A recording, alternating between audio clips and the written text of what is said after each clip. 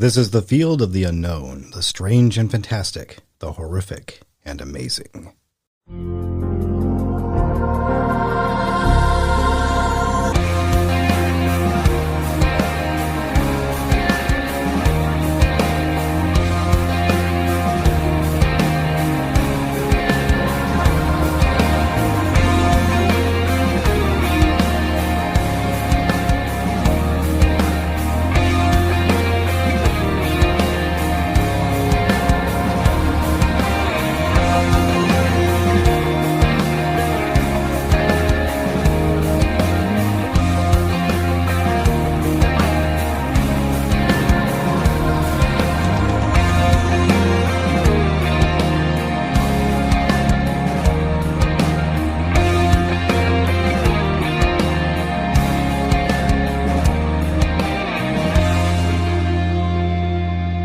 You are listening to Cryptozoological Talk on the RRN, and Salem is listening. Welcome back, my fellow Oregonians listening from the surrounding counties, from Grants Pass to Crater's Lake, from Crater Lake to Salem. Thank you for commenting and subscribing to our network. It is 2025, episode 1 of our new program, Case Files. For this particular program, our listeners will be treated to the subject matter of flying reptiles. Pterosaurians, also known as Ropens. Immediately following our eyewitness testimony, we will discuss other subjects, such as wildlife, and I believe that Jeff Carone has a segment about ufology, so stay tuned for that. Also, we have the Ropen Report. Unfortunately, Michael Pinkston will not be joining us in the studio this time around, but he will be in next time. For those who were listening and watching the broadcast that recently went out for this weekend, my apologies about the audio. It does happen from time to time. We have a lot of control in the studio. We can't control what's outside of the studio. So it's very important that if you're going to be on the show as an eyewitness, giving your testimonial, then you're going to want to make sure you have the right equipment for this account. So you need a laptop. You need a Bluetooth earpiece, or you need a microphone, something that plugs in USB, or maybe a nice professional version that links into a mixer. Or you could have a corded earpiece, as long as we're able to hear you nice and clear. And that is why we are doing a revised edition of our show today. We want you to be able to hear our guest loud and clear. I think we had a very good show on the weekend. It's just that there was a bit of reverb going on for the voice of our guest, and that can't happen. We have to make sure it's better than that. So, as another option, you can come to our Spotify channel, and you can listen to our radio programs, perhaps in a more clearer tone this time. And I think that will be the case, without any reverb, feedback, all that stuff that can get in the way. I have consulted with Luis Mendoza in the studio department. There was a strange humming going on too. Luis had a concert going on in the adjacent studio, Studio 1, and he was back and forth like crazy. So there was things that were missed. Jeff Carone's segment will be added later on, and unfortunately he's not able to join me today. It will be a one-on-one, more personal approach between me and Derek Yates. This is Case Files, Episode 1. I'm your host, Jacob Guerra. My background consists of investigations, legal transcriptions, local government. No more, I am retired from local government. Lab technician, chemistry, and now proud to say hands-on paleontology work. Hell Creek awaits. Montana University awaits. Here we go. It should be a fun year. It's great to be back in the studio with all of our listeners, especially good to have you back, Mr. Carone. Jeff will be assisting us with testimonials this year, and I'm excited for him. I really hope that this will be something that he can learn from and grow from. I think he'll do a great job. Aside from that, I am looking to bring in other individuals who have had their own personal encounter who will be willing to interview future guests. There are a couple of names that come to mind. Yes, Garth Guessman will be a part of this network, and I really do hope that Peter Beach and Milt Marcy will be as well, as they look to interview people for the Ropen Network. So it's a very exciting time. Good times ahead. Now to our subject, pterosaurs. According to paleontologists, these aerial flyers died off 155 million years ago, give or take. Some people say 65. Most secular scientists would argue that seeing a living pterosaur alive today is simply outlandish or an improbability. So how is it that these creatures are still meandering? It should be noted that a vast majority of paleontologists refuse to acknowledge or even interview hundreds of eyewitnesses who strongly believe they have seen such a creature. Does researching the phenomena cause harm to one's reputation if he or she is accredited paleontologist? I think it does. Nonetheless, the vast majority of these eyewitness accounts do not surface amongst the mainstream media. So are these accounts just a case of misidentification, or are they legit? Hence the reason for our network. This is the field of cryptozoology, the search for the hidden. Very soon, you will hear from our first eyewitness of 2025. Derek Yates witnessed what he can only describe as a genus of pterosaur species. He witnessed a creature twice last year in North Carolina. So stay with us, and let's seek the truth together. This is Derek Yates on the Ropen Network. How you doing, sir? Pretty good. How are you doing, sir? I'm doing very well. It's good to have you back. Thank you for this opportunity to be able to revise your audio for all the listeners out there in Oregon and other surrounding states who may be tuning in to listen in to more clear audio of your encounters. Thank you so much for coming back to the network. Oh, I'm glad to be here, and I hope this sounds a lot better for everybody. Oh, I think it will be. Derek, what I'd like to do first, before we get into your first testimony, is I'm going to read a disclaimer. This is for both our benefits, okay? Okay. I, Jacob Asguera, lead investigator for CC Media, the County of Marion, as well as the Ropen Network, am conducting this interview with, please state your full legal name, sir. Derek Edward Yates. To better understand his eyewitness accounts of strange, unexplained phenomena, this recording will be used to help further the education process of unknown animals related to this field of research. Do I have your permission to proceed, sir? Yes, go ahead. All right. Okay, Derek, now that we are on track with the better sound, I want you to go through your accounts again, and then I will try to not interrupt you whatsoever at the end of each testimonial. Then I'll try to understand what it is you saw, and maybe we'll embark on a few different things that came to mind just recently. So, without further ado, here is Derek Yates, his testimony for his first encounter. Okay, so the first encounter was in Guilford County, North Carolina, and that was back in April of 2024.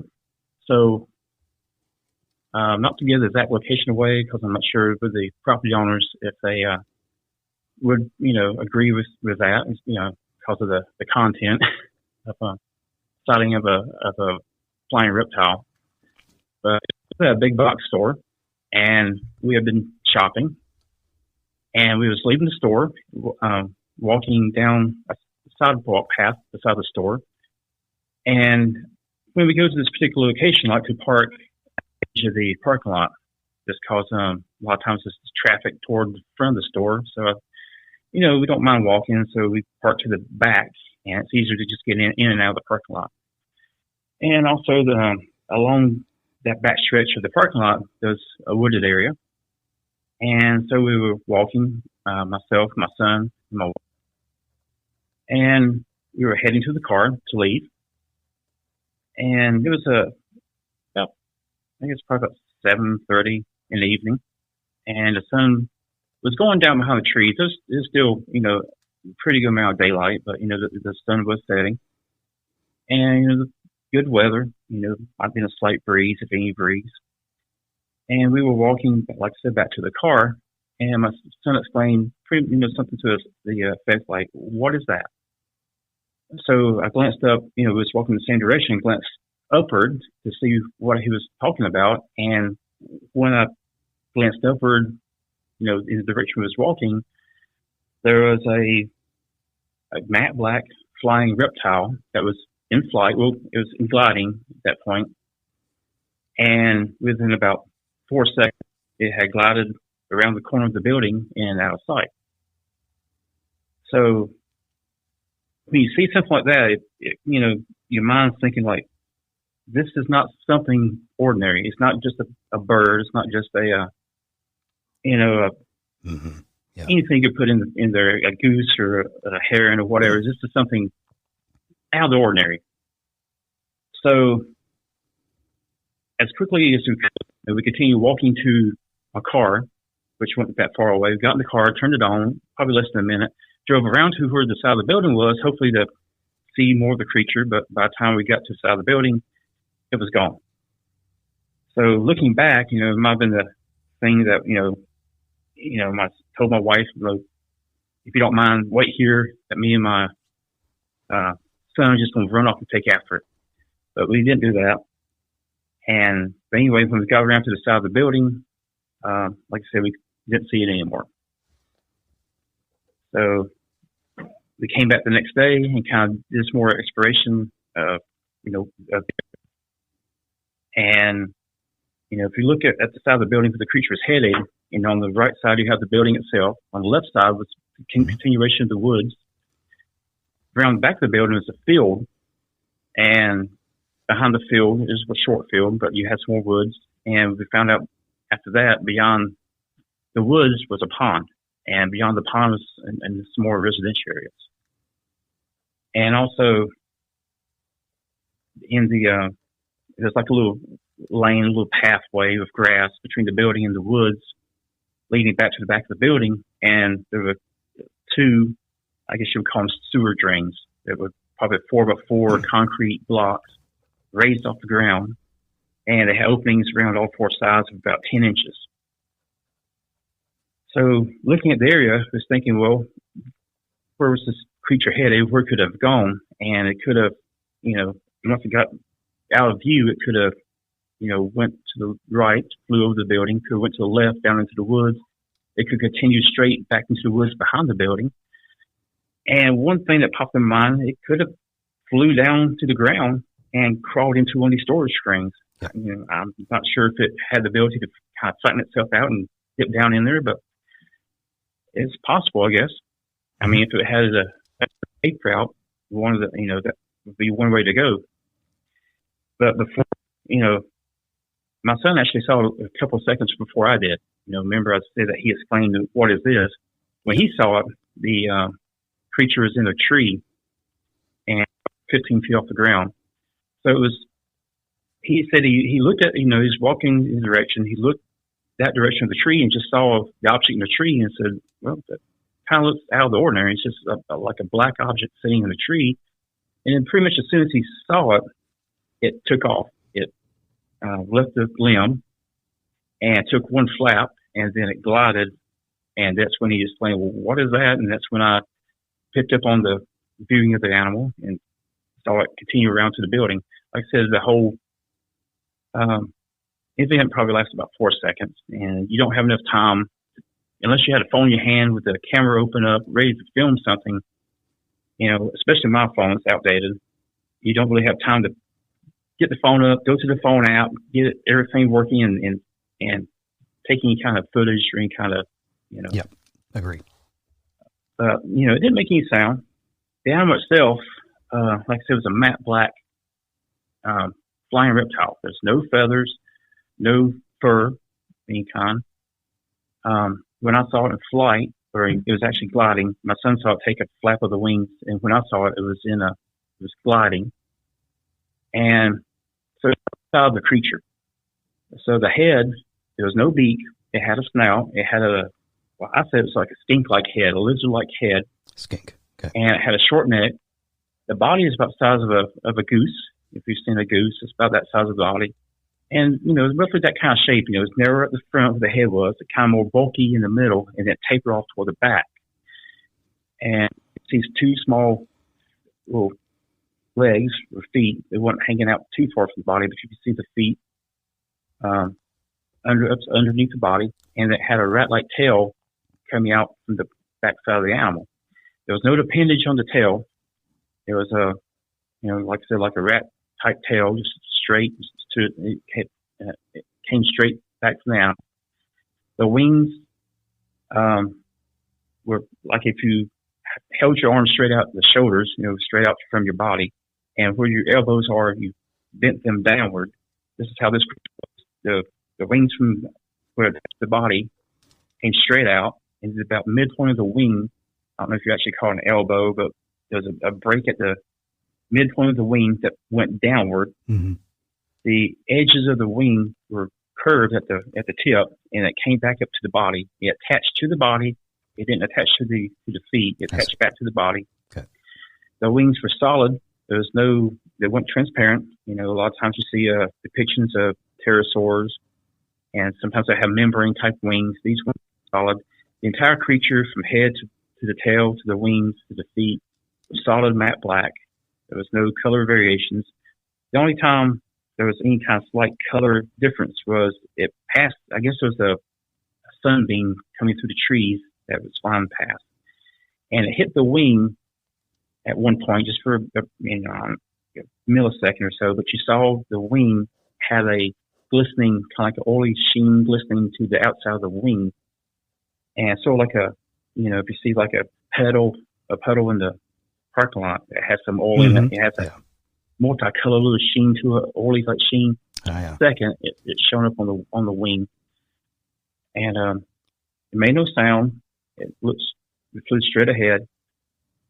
And that's pretty much it for the first sighting. It's, like I said, once you see it, and, we've seen other birds, and, I don't think this would be any kind of mammal, because the only time the kind of flying mammal we have is a bat, and this is far bigger, far more different than something like a large fruit bat, which shouldn't be here anyway. Yeah. But as far as the birds, we have a lot of ponds and stuff around the area, and a lot of campsites and places to go walking. We've seen herons fly in, fly out from ponds, and ducks, geese.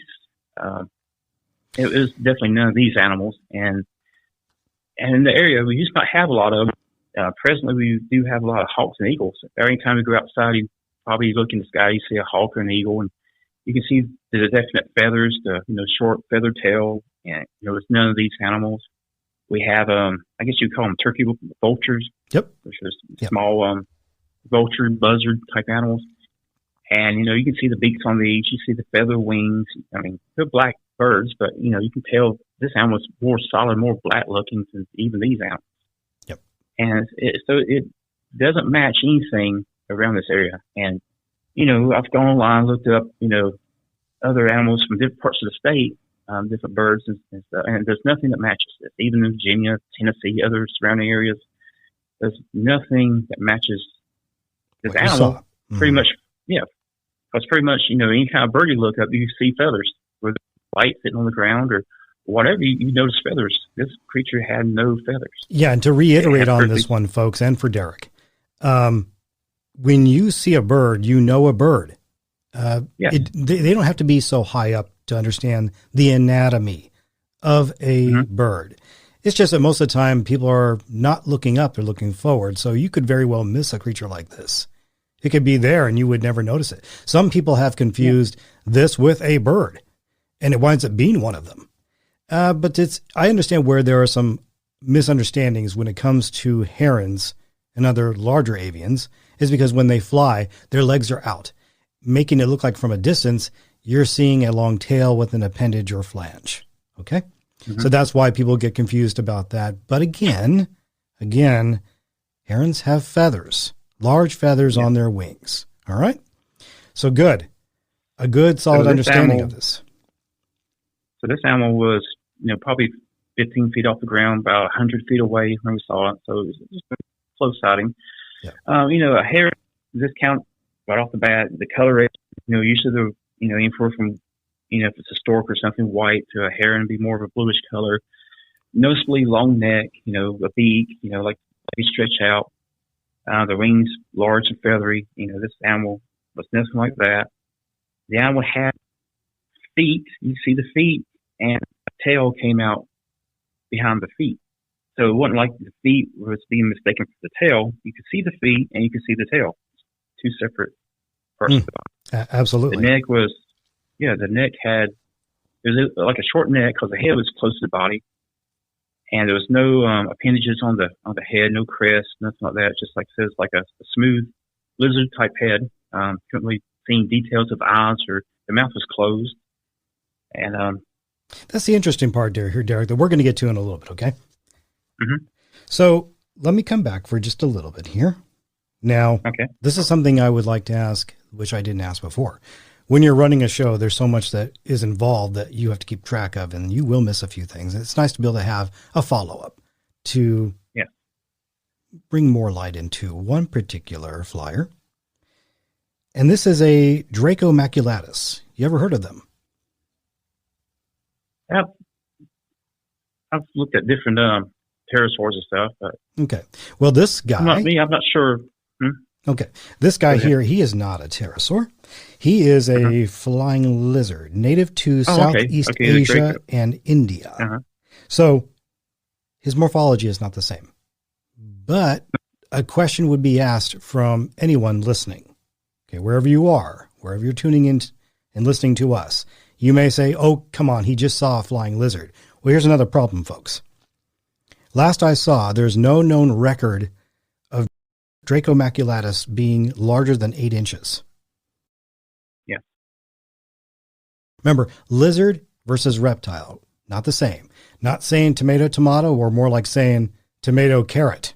It's not the same kind of creature, not the same genealogy, not the same morphology. So I think we could potentially put that one to rest because he clearly noticed large wings. The Dracos, they have... The Draco is small. Yeah. And their wings come in when they perch.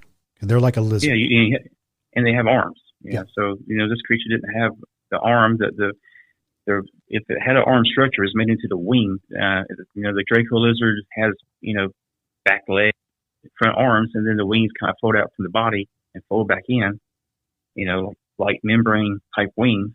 And, they're not solid black.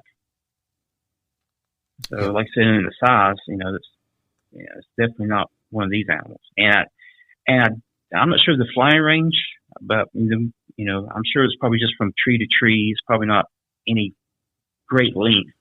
Just like you have flying snakes that can jump from a tree to another tree and kind of glide. Yep. And I think there's a flying gecko also that kind of glides also. But, there's quite a bit out there. It's just that the thing is they're not as the same size. They're not the same build. And this creature I saw was built for flying. It's built to go great distances. I don't think this was just a glider from tree to tree. I think if it wanted to, it could, stay in there for quite a while. Okay. Derek, I'm going to have you back just a tiny bit away from your mic. Okay. I think that better? A couple of your words are breaking up just a little, but that's probably because you're just a little too close. And the audio technicas tend to be a little bit more sensitive that way. That could be more of a, I don't think it's dynamic. It's more like a composite, I want to say, or something like that, because it tends to gather in more sound from your environment. But we'll keep an eye on it. You're doing fine, though, okay? So is this a lot better? Oh, yeah, it's fine. Okay. Questions now. This wooded area behind where he perched, there's you got like a little bit of a lake or some sort of river back there. Is that what you said? Yeah, it's a pond. Pond. Back behind the okay. And then you got residential area. Yeah, the lay of the land, you have scattered woods and residential areas, and it's sort of like an octopus. You have woods gathering here, then you have pockets of residential area. But less than, about 2 miles down the road, you have a big lake. Okay. That is a sizable lake with recreation areas around it, camping grounds, that kind of stuff. So, yeah, it's kind of, it's an urban area, but still it's got a lot of woodland and a lot of farmland and different things that, Good to know, because I think that he was probably surveying. If they tend to be I'm not sure. more dwellers of ponds or lakes or rivers, And maybe they've seen something in the area that's drawn their attention. But I find it really fascinating that they're not too disturbed or frightened by humans. If they feel the need, they'll go get closer. People have had very close encounters with these flyers. Yeah, so you don't know if this creature's passing through or. Yep, he could be migrating. He could be living here. Yeah. Yeah, I don't know, but and it might not live in this area the whole time. It might just, be seasonal, or, until you observe more of these creatures, it's hard to know any kind of patterns from. Just a few sightings here and there. You can't really, in a few seconds at a time. It's hard to. Yeah. Mm-hmm. I sympathize. Anything. Let's take a look at the height. What was your estimate as far as the body? You said goose, but then give me a rough estimate when he was on that tree as far as size. So when he was on the tree, probably less than 2 feet. 2 feet. Oh, maybe about 3. Yeah. 2 to 3. I figured that's about right. But you said. Yeah, I'd say it wasn't a huge animal. No. All right. And you mentioned previously on our broadcast that the creature's wings were 5 to 6 feet, potentially. Yeah, about 5.5 to 6. Yeah. And I just looked up while I was talking. The bigger lake I said that is in the area. It's the lake area and the wooded area. It's 800 acres, so it's a sizable lake. Yeah, it is woodland. Close by that it could inhabit or find a lot of food sources. I'm sure the lake is stocked with plenty of fish. Yeah, very good. 800, huh? 800 acres. Still located within the county of Guilford. It's the Oak Hollow Recreation Area, Oak Hollow Lake. Okay. All right. 5 to 6 feet wingspan, height 2 to 3 feet. So we start to put a few things together. If we draw some comparisons to modern avians, such as eagles, their wingspan is 5'9" to 7'5". So that's a good size. This guy's still pretty big for that wingspan. Something that potentially rivals. I know when you saw him, you're like, well, that's still a considerably small creature, but the body alone can tell you how big that wingspan can be. So that's pretty significant in a body size. So we start to come to way with more understanding about what it is that you saw that could relate to this field as far as different pterosaurians out there. And they're so diverse, Derek. They range in so many different sizes. And I guess it's kind of the issue. You can understand if people are seeing the same type of creature, but there's so many reports from creatures looking like pteranodons to pterodactyls to, this type of creature. And it's just, are they this widespread? And there's so many different kinds. Have they always been here? Are they making a comeback? Or it's just, I think it's amazing. I think it's both, a little bit of both. Because we're dealing with a reptile. And if these creatures are all covered in fuzz or fur, which is what paleontologists are leaning towards, then maybe perhaps we need to stop calling them reptiles and call them birds. Because again, and I'm going to say this over and over, the biomechanics are not the same. They have different lung systems. This is a reptile. He doesn't have an avian lung. Avian lungs have certain capacities because if they fly and they're in climates where there's a lot more rain, their wings are going to get heavy with the rain. Then they have to have the lungs to be able to withstand that. Reptiles can't do that. Reptiles are different from that. If you had a mammal like a bat, part of his body has fur on it, but it's not all over his body. It's on his body, but not on his wings. And he can't have it on his wings. If he did, he would have a low survival rate, just like an ostrich. So you see, it'll weigh him down. Yeah, it would. So I just really am baffled at the fact that people will take this concept and run with it and market it. And suddenly it's all over, blowing up the internet saying pterosaurs have fuzz or fur or fibers. Mm-hmm. Now, I'm not totally against it. It doesn't disprove God's creation, but it causes a lot of errors in totally understanding biomechanics and morphology and all that these creatures can do. There's limitations here. So I'm not a big fan of this fibers on the body, but you did mention an oily sheen. So the first thing I think is, okay, when you have an oily sheen, usually wouldn't see something like that on something with leathery skin. Maybe there was some sort of very small fibers on the body itself, but you don't think that's the possibility. Well, it could be fibers, or it could be some kind of lubrication or something that produced by the skin to keep the wings and everything moist from drying out. You think of a reptile being very dry. Maybe this type of creature has something to keep the skin more moist. I don't know. Maybe it can, collect dew or something, water on the skin that kind of hold it to keep the skin from drying out. And we keep looking back at the fossil record. I'm not sure how far back this creature goes in the fossil record. I'm sure there's probably some ancestors that you can trace back to the fossil record.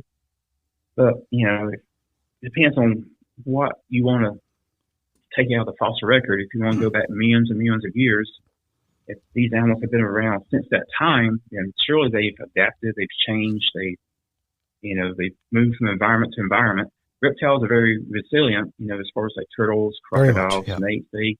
They can adapt to a lot of conditions, and so I'm pretty sure this animal probably has adapted over the years to kind of fit in where it can, to adapt to whatever environments it can, whatever food sources it can. And, traditionally you think of pterosaurs as being reptiles, different from the dinosaurs. People say, oh, it's a living dinosaur, but then somebody come back, no, it's not a dinosaur. These are reptiles. This could be, warm-blooded, like many people think a dinosaur would be. Maybe it could be warm-blooded. Maybe it could have some mammalian traits as far as the skin. Like I said, I noticed no feathers. I noticed no hair. Mm-hmm. From what I take from it, it looked like a flying reptile, smooth skin. Yeah, that's the key right there. Yeah.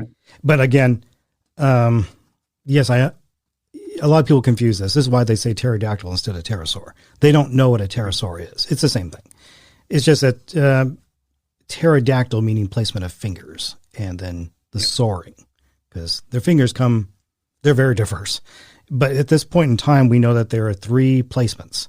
There is split finger, which is 3. Then there's 3 claws on the wings. And now, actually, I think they're discovering that there might be a 4th appendage. So that's really intriguing and that new discovery. So if somebody came along and said, hey, Jake, this had 4 fingers, then we could say, okay, well, that fits into the fossil record. Well, this animal had no noticeable fingers on the wing. It could have been there. They could have been folded up against the wing, but they weren't splayed out from the wing. The fact that it was so black, too, Derek, is that maybe they just faded into it. They faded into the body. Yeah. Not everybody is going to see these things when they have a sighting. Noticeable things that stick out: head, wings, body. Mm-hmm. Sometimes the tail. Not always. But if it's a long enough tail, you'll see it. You'll make the difference between knowing that, hey, those aren't feathery. Those are long tail. And what gets me is the fact they didn't have a flange. But you're right. They don't have to have a flange. They don't. And I think the second sighting gave more details, actually, than the first sighting. So, yeah. Okay. Good to know about all these things. Let's move on to the second sighting now, shall we? Okay. The second sighting is about 12 miles away from the first sighting. It happened along there's a highway that is, I call it like a country highway. It's not, it's not like a busy intersection or a busy interstate like a big town that, from big cities to big cities. It's more like a 4-lane country road. You have 2 lanes going in one direction, 2 lanes going in the other direction. You have a median in the middle, and it's lightly traveled. I mean, certain time of days it's a little heavier than others. This particular time of the evening, it was, very few cars, and so we were driving, on the right side of the road, and there's I guess you call it like a turn-off ramp. It's sort of like a little side road that leads to a bigger road. And we always take this little road that goes down another country road that goes, back out to some shopping areas. So we turn onto this little side ramp, and like I said, it wasn't anybody behind us, wasn't large, cars on the road. And my wife looked out from the driver's side. Well, she was in the passenger seat, but she looked out from the driver's side window, and she said, "Isn't that the same thing we saw, a couple months back?" And I looked out the driver's side window, and out where the median was, it was the same animal. I don't know if it's the same exact animal, but it's definitely the same species. And it was in flight over the median. And when I looked at it, it was coming toward the car. It took one flap, and when it took a flap, like I said, it was already in flight and glide motion. But it took a flap about when it got to the median. The wings stayed in the same position. The wings were stretched out from the shoulders, and the mid part of the wing was bent downward, and it lifted the wings up at the shoulders. It didn't, move the bent part. It just where the shoulders of the animal would be, with the wings attached. It, took a, upward motion, came back down, and continued gliding. And once again, this is only about 4 or 5 seconds, and then the creature passed over the car. And like I was saying, there was not a lot of traffic. There's nobody behind us turning off onto this ramp. So actually was able to slow the car down almost to a stop. But when the creature flew over the car, I had to bend down over the dashboard, look up through the windshield to see the creature, and pretty much flew directly over. The power lines around there are probably about 30 feet high. It's probably another 10 feet above the power lines. So it flew over about 45 feet. And you can see, a great view of the underside of the creature. And the creature flew over the car, and because of the roof of the car, from the interior of the car, I couldn't see where it went. On both sides of the road were woods. It was coming from a wooded area, flying over toward a wooded area. And so, like I said, once it flew over the car, all you could see was the woods on the right side of the car. So I assumed it went somewhere into the wooded area. But when it flew over the car, you saw a perfect view of the underside of the creature. Once again, it's matte black. There's no coloration on the belly, no coloration on the underside of the wings. It's all solid matte black. The head, same, lizard-like head, same very much shape of the body, about the size of a goose. 5 to 6 foot wing spread.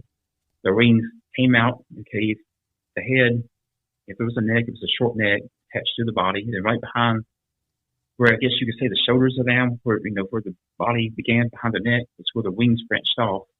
So the wings went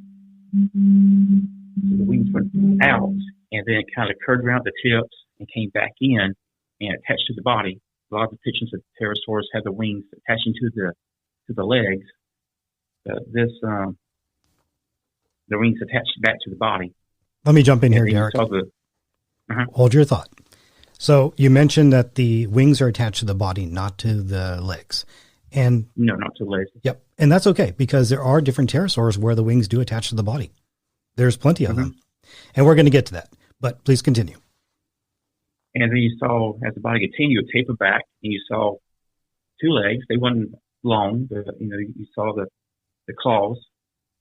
And, there's just shortly, past the body, and between the 2 legs, feet, you saw the rat-like tail coming straight out from behind the animal. And you could see the toes of the animal. There's 3 toes on each foot. And, it was, once again, it was about 7:30 in the evening, so it was daylight, but, the sun was going down behind the trees, but there's still plenty of light to see. Another evening. The animal. And so you could clearly see the 3 separate toes from the animal, and the tail was coming back between the toes, between the feet, straight back behind the animal. The wings were very solid. They were not translucent. There was not a membrane wing, but they looked real solid.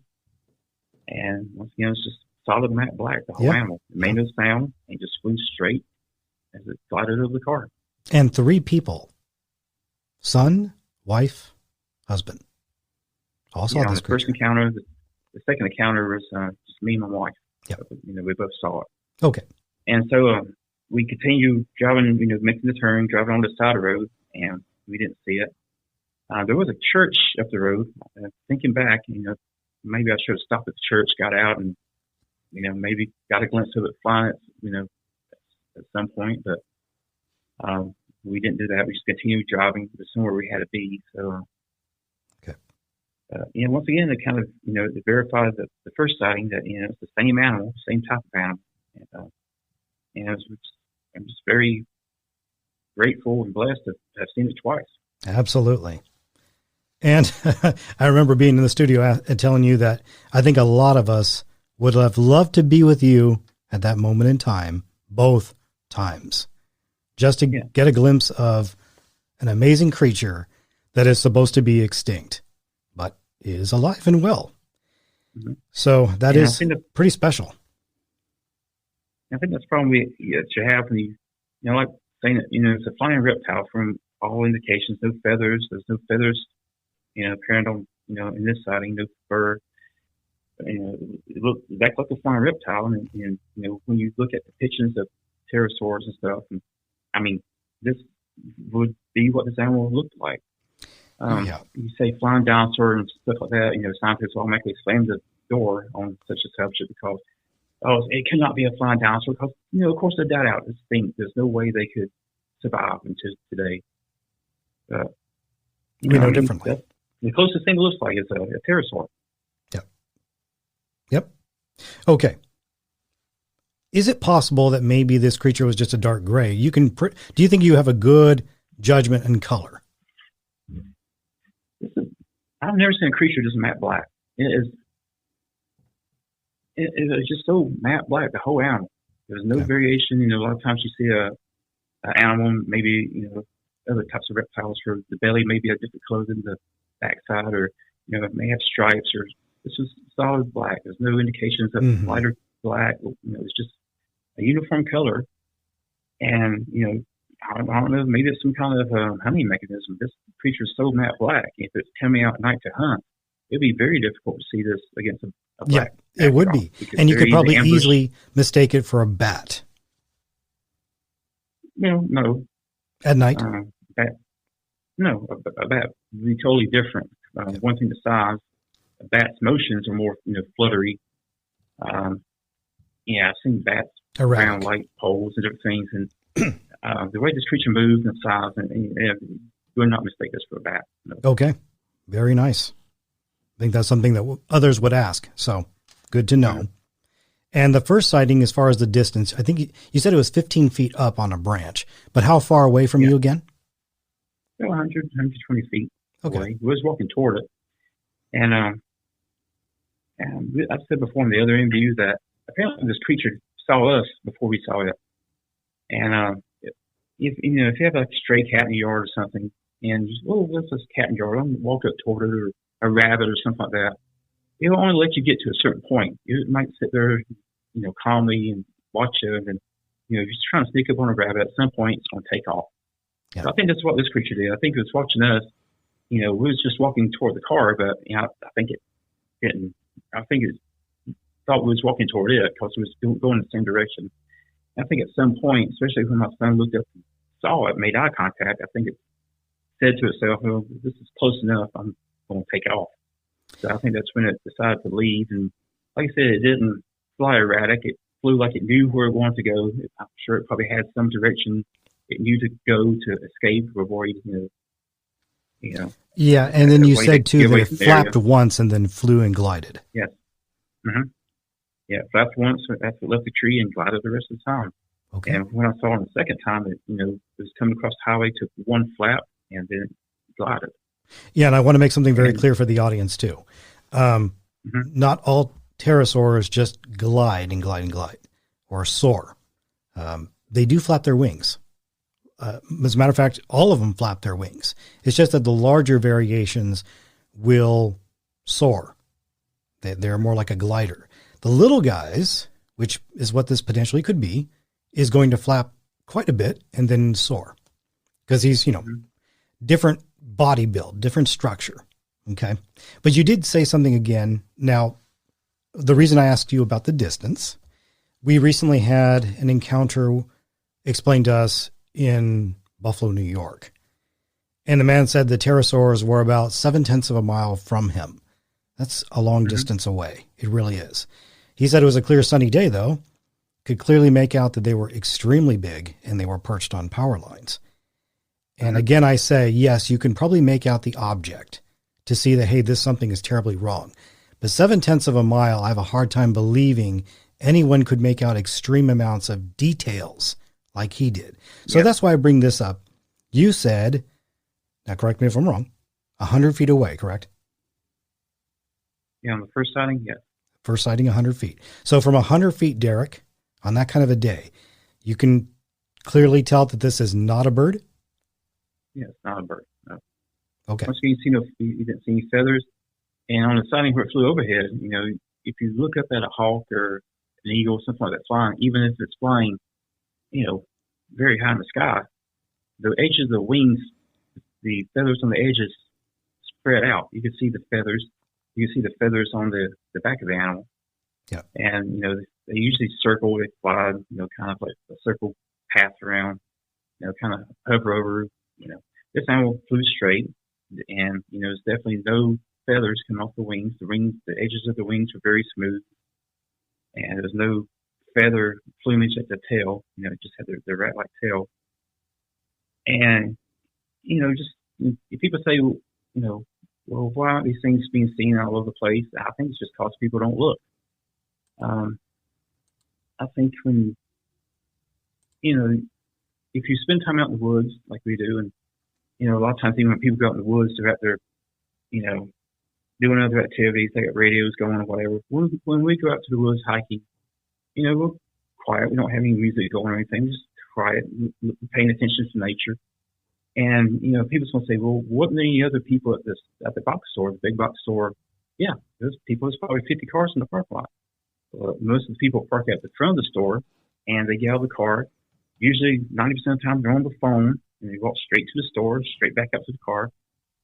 And like I said, we parked over to the side, and maybe one or two cars parked over there. And I believe people just don't pay attention. You probably could have a lot more sightings, but I think people just aren't looking. Yeah. And, like we had sightings which just, 4 or 5 seconds.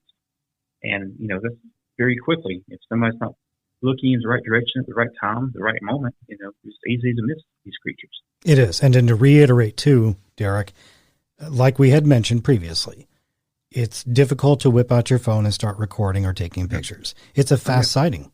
It's really hard to do. That is a fact. And it's not like, when you see something like this where you have other cryptid encounters, your brain takes a little time to process. When you first see the animal, it's like, why am I looking at it? Your brain starts trying to put in categories. Is this animal? Is this animal? And it happens quickly. You look at it and you look at it and, no, this doesn't match anything I've seen. This is something's not right. Something is different. And then you start looking at the animal and, like I said, it's not fitting into these categories. And by the time you even would think about, taking a picture, you've already lost 3 seconds just, interpreting what you're seeing. Yeah. And then by the time you reach in, get the camera out, open up the app, have the app loaded for the camera and try to aim it. I mean, yeah, unless you. Well said. Good. Unless you had some kind of cam on you already filming, there's no way you could catch this animal. It is true. Yeah. And it's interesting to think that, this is a box store. So yeah, they got cameras in the parking lot. This creature is probably on camera.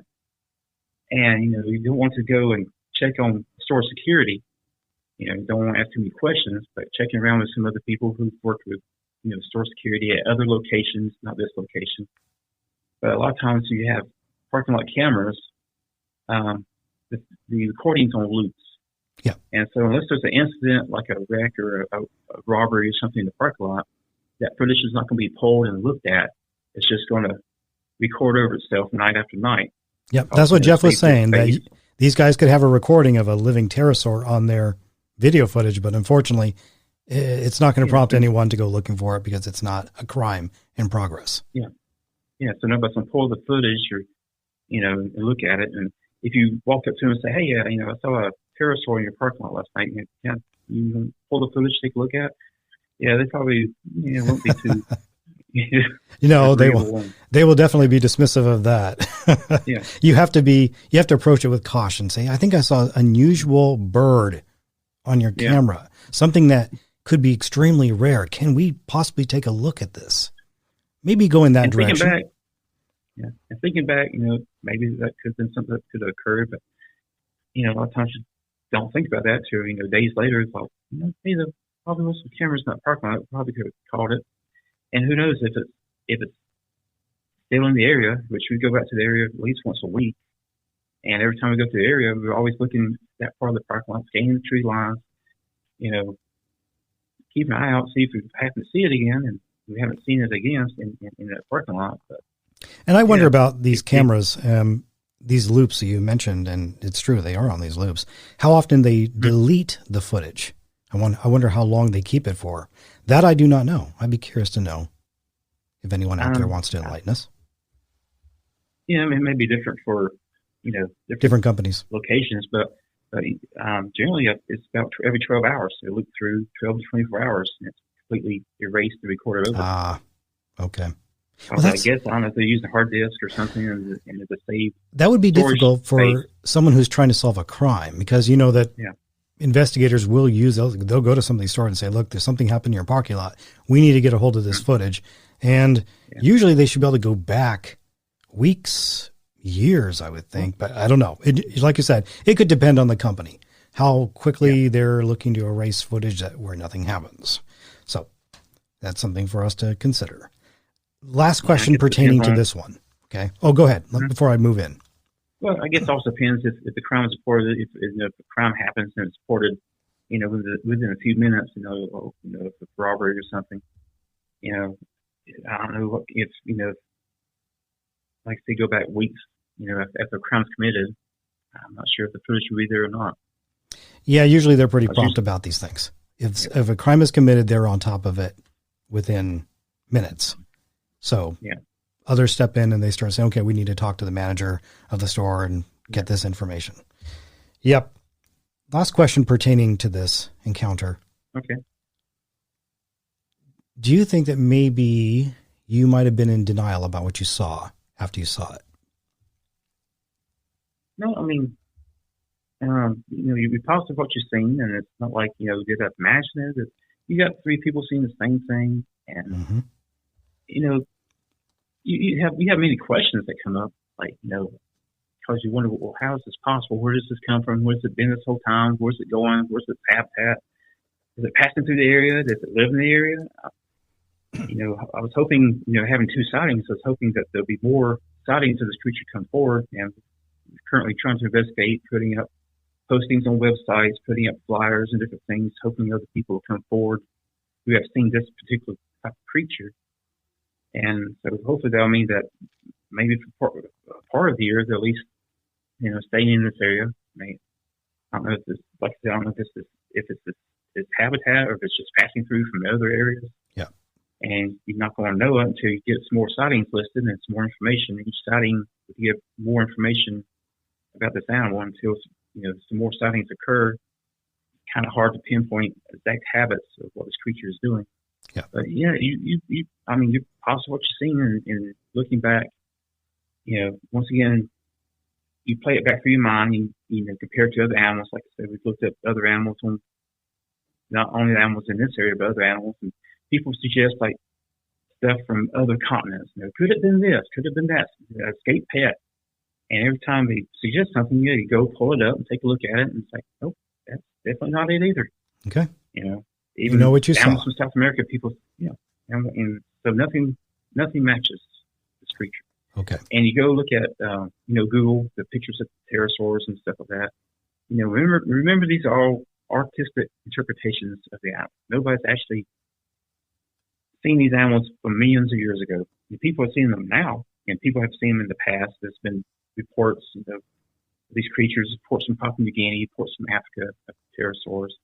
So people see them, but as far as, I guess, the scientific community, they're going off interpretations of fossil records, impressions, and in rock, bone fragments, and then trying to use what kind of science indications there are to try to fill in the blanks, questions, and the blanks. And so the interpretations of these animals, you look up any species of these creatures, and you probably have 50 different depictions of the same animal on Google.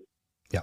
And so just because it doesn't match anything exactly that comes off Google, doesn't mean that, doesn't provide any proof one way or the other, because this creature that I saw is a real contemporary animal. It's a modern living flying reptile, or pterosaur, if you want to call it. So, I mean, this is what this creature looks like. You know, it's a black, matte black flying reptile. So that particular species of pterosaur is this, as far as I'm concerned. And so it's not, you know, whether it's this, whether there isn't a flying reptile or pterosaur. It's now to the point, you know, I'd like to see more. I'd like to have another encounter of this creature, or find some more sightings and research it more. You know, do more research on it. And Yep. like I said, every time we research it, you know, you find more information, more. You do. And this is what's going to lead me down to another question later down the road. Okay. Then I think you're wanting to hear more about, and I think it's important we discuss this as well. But before we get there, the reason I brought up whether or not you would be in denial, I've had experiences of my own. All right. Mm-hmm. Not like everybody else's. And I never saw in the flesh creature. I've heard them, I've felt them, and I've seen their remnant of what they've left behind. And I was shocked, absolutely shocked that it was true. See, whenever someone mentions bioluminescence trail or a plasma trail left behind, I was kind of very dismissive about that, because I said, look, I've been in parapsychology. I know what ghostly activity is and phantoms in the night. But this, when you see it for the first time, you're blown away. And I kept trying to say that can't be. It can't be. It just doesn't happen this easy. But then my comrade said, Jake, you're becoming more aware of your surroundings and what these creatures can possibly do. And that's why you saw what you saw. And I agree. I think I'm very blessed to have seen it, because now I can understand what others are saying. Now, I know that not all pterosaurs glow. I agree with that. I do think some of them do. I just don't know what variations yet. But that's why I brought up the question, because I was in denial too, like others who are saying, how can this be? I'm shocked. This thing shouldn't be here, but here it is. And so it's good to ask those questions. Yeah, just get a glimpse of the animal, and you know, it leads to more questions than answers. But it does. You know, we don't, you know, until you can. If we get to the point one day where you have a chance to closely study one of these animals, you're not going to really understand the biology. You know, what biology of the animal is, and what it can do, what it can't do, and you know. Also, too, Derek, like me and Jeff had said, the fact that your wife saw it, your son saw it, that makes it that much more credible and worthy of an on-site investigation, I think. So it's really, really important to have people that are on the same page, or on par, copacetic with you. Now, when we talk about not finding it on the fossil record, yeah, that is troublesome. But again, like we had pointed out previously, there are not that many pterosaur field investigators. There are not that many pterosaur researchers involved with just these particular creatures. It's small in numbers. And a few names come to mind, but again, they're evolutionists as well. So they're going to potentially miss something. Everybody does. They're still trying to find the truth themselves. And I think that if we go to Google, we go to search engines to find something to piece this all together, it is really hard, because the interpretations are not good. If creating these creatures from our network into AI is daunting and traumatizing as it is to just create them, because it always wants to create a bird, we have a huge problem with trying to understand more of what these creatures are like. So I do think you definitely saw something unique in relations to these creatures, that something I've been waiting to hear for a long time, other than just the pteranodontes or pteranodons. It's definitely something that I feel I might be able to narrow down a little bit at least. But you're right. Images are vague online. It's not enough to go off of. So, do you have a way of viewing those files still? Are you using, did you get your laptop up and working, or iPad, whatever? Yeah, but we don't have it with us right now. Then let's improvise then. Okay. Okay. So in the studio, folks, Derek, Jeff, and I went over some images of what he potentially saw. So I'm going to try to describe that to everybody. Okay. So let me go into my files, and I'll do my best to understand or pull this up for everyone so they have an understanding of what we went through. So the first file we went through was a black avian file. And the image I showed him was a black and white image. Now, I like to show people black and white imagery to see if they can make out a shadow or a form. That's how you want to start. Clearly, Derek said it was not this creature, which is what I'm looking at, is a black blurry image of a long-necked avian type with feathers. And you'll know it. The legs were hanging down. And it looked like there was a strange flange on those.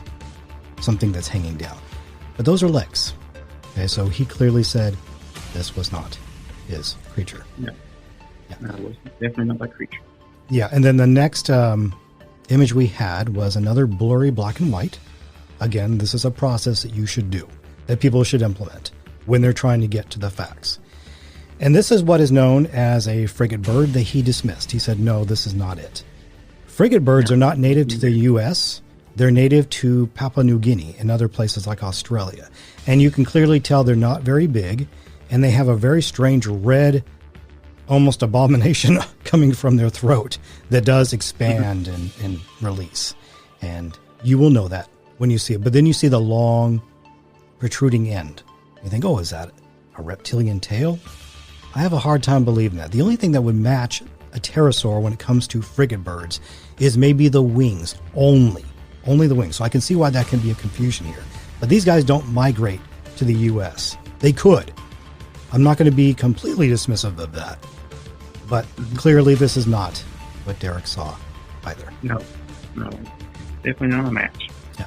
So we'll keep moving forward here. Bear with me, Derek, okay?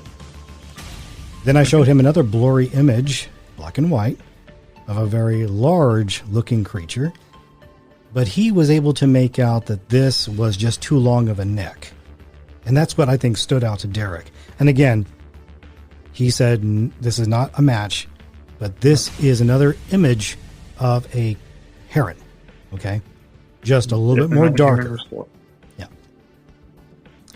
Another one that comes to mind that a lot of people would like for me to bring out, and I do, but it is not native to the U.S., and it is called, well, before I get there, the image he saw had a big head crest on it.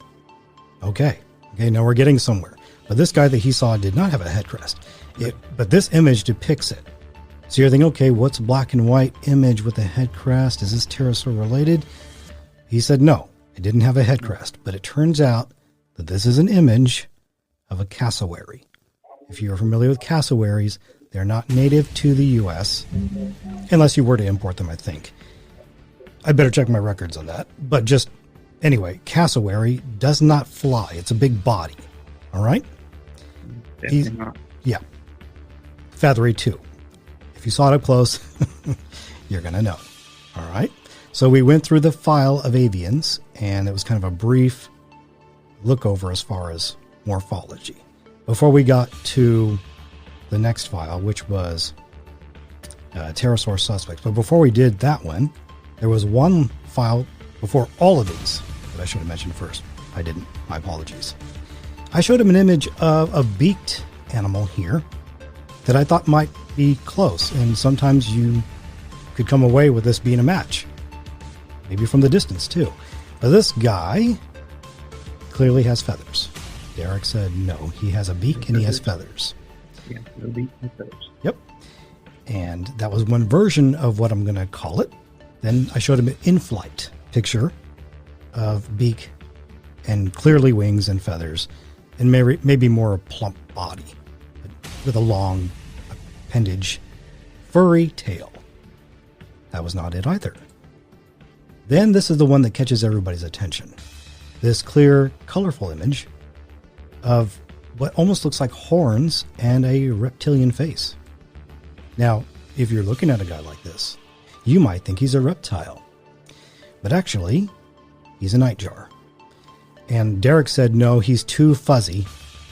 Appears to have some sort of strange things on his head. That's not what I saw. And this guy just doesn't fit the bill of the creature in North Carolina, in Guilford County. Definitely not one. Yeah. So we were able to eliminate quite a bit. Now, what I'd love to do eventually down the road, folks, is to keep going with this and show a long list of black and whites. That can be very monotonous, but hey, eventually I'm going to implement it. But for now, we are clearly coming to an understanding. Lastly, we went into pterosaur suspects. Now that we established that this is not a bird, that Derek is very adamant that what he saw was a flying reptile. We also established here on this show today that it is not a Draco maculatus, right? The flying lizard. Lizard, reptile, not the same thing. So now we get into our suspects. The first images I showed him involving pterosaurs was the Anurognathidae. This is a newer discovered pterosaur species. And the first image, which you will find on our broadcast, if you go and look that up, is a very fuzzy, plump-looking Stitch creature.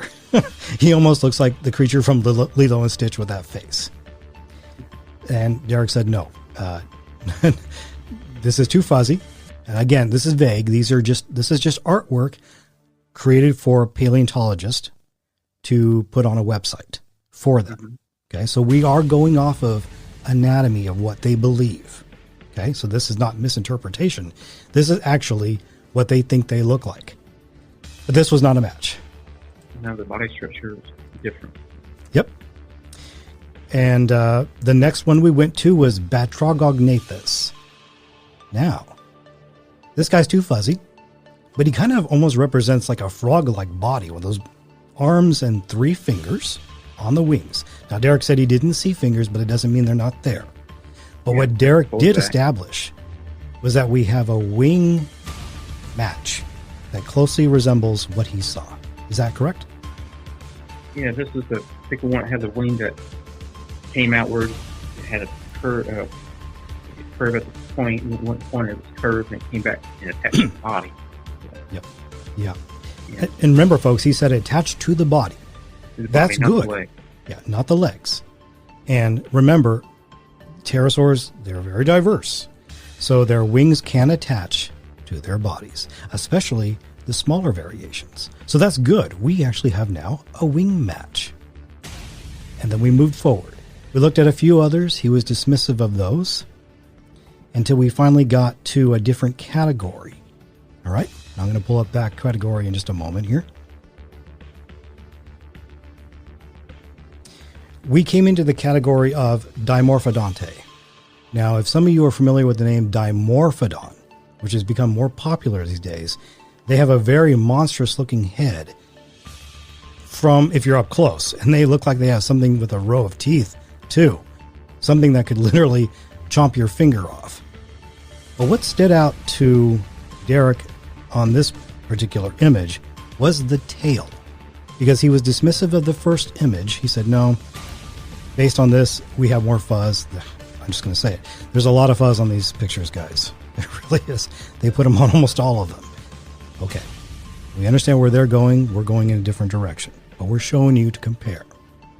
But this particular Dimorphodonte had a very long rat-like tail that he said that fits it right there. If you take the appendage off, the flange, because again, didn't have a flange, but maybe it did, but we couldn't establish that. Right? Yeah, no flange. The tail was rat-like and it came straight out from the body, and tail straight out still. And the head, wasn't, like the example, the head was not as robust. The head was smaller and, like the more lizard-like. There was no, you didn't see any teeth or anything protruding.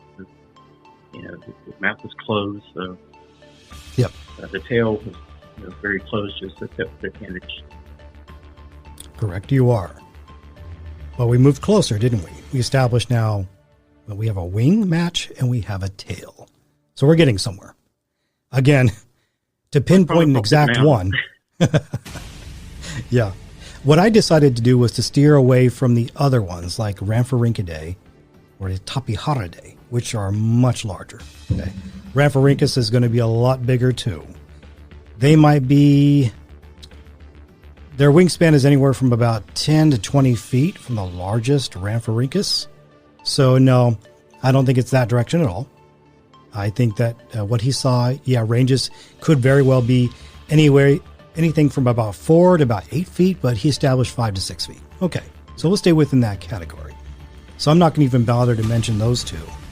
But there is one more final that I showed him pertaining to the Dimorphodonte. And that was another creature that was perched on a tree, gray skin, that shared some similarities in the head. This particular pterosaur, smaller in nature, is called Pterosaurus, one of the newer discoveries. Does Pterosaurus have a flange on its tail? Maybe, maybe not. But this seemed to be a good match in the head. Is that correct, Derek? Yeah, what I'm thinking of here, the head was more like skink white, more lizard-like. Yeah. And, it fit more closely to the body. It wasn't oversized for the body size. Yeah. And again, we had mentioned that when it comes to depicting these creatures as imagery or as models, I think they're coming very close. It's just that they could still be off on some things. Do the teeth really stick out? Are they inward? Are they outward? Same conversation could be said of Tyrannosaurus when they have discussed the new changes to his lip anatomy. Did the teeth stick out? Is he more like a Komodo dragon? Are these guys kind of going in that direction?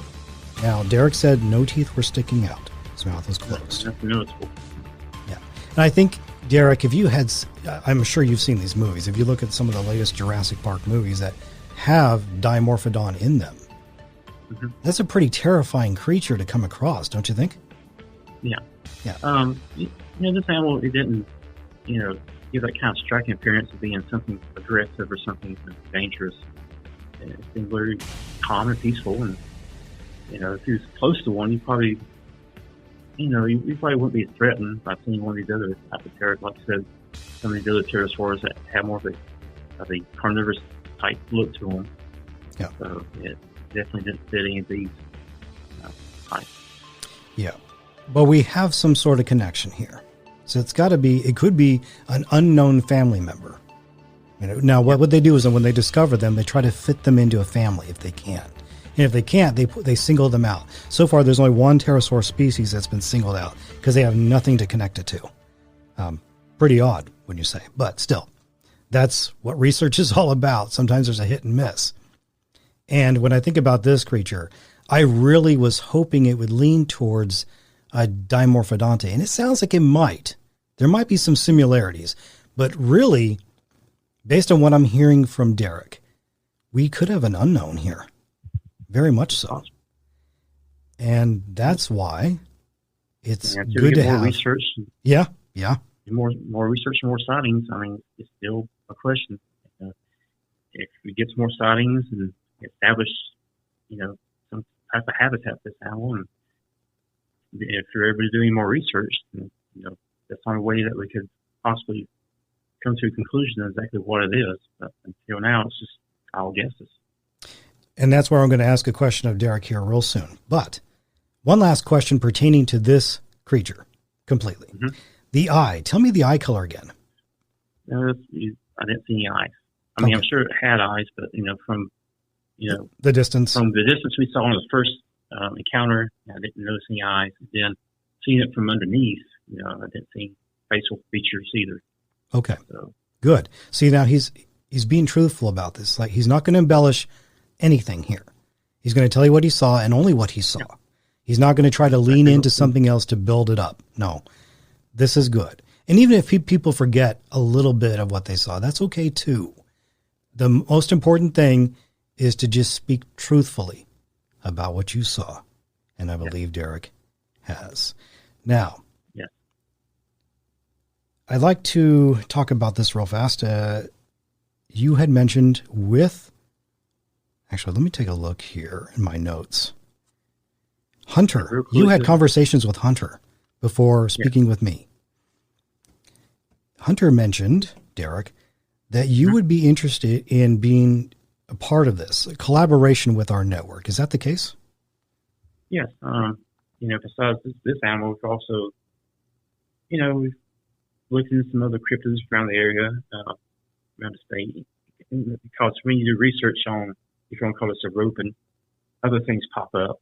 And like I said, I'm only like 30 minutes from the Uwharrie National Forest, and there's all kinds of weird creatures and phenomena that happen in that area. Yeah. And some other places around. So, yeah, definitely seeing something like this and seeing the possibilities of what could be out there, it does pique your interest of what is out there. And, you hear people citing, Bigfoot, other cryptids. And when you see something like this, you're like, if these creatures definitely exist, why cannot some of these other creatures that people are seeing? Why can they not exist? Exactly. Plus, we have their fossils. We don't have any fossils of Sasquatch, but we have fossils of pterosaurs. So why is this so hard to believe? Yeah. Again, that's what we're up against, the opposition. Now, I love the idea of branching out. This is what I was wanting to get to eventually.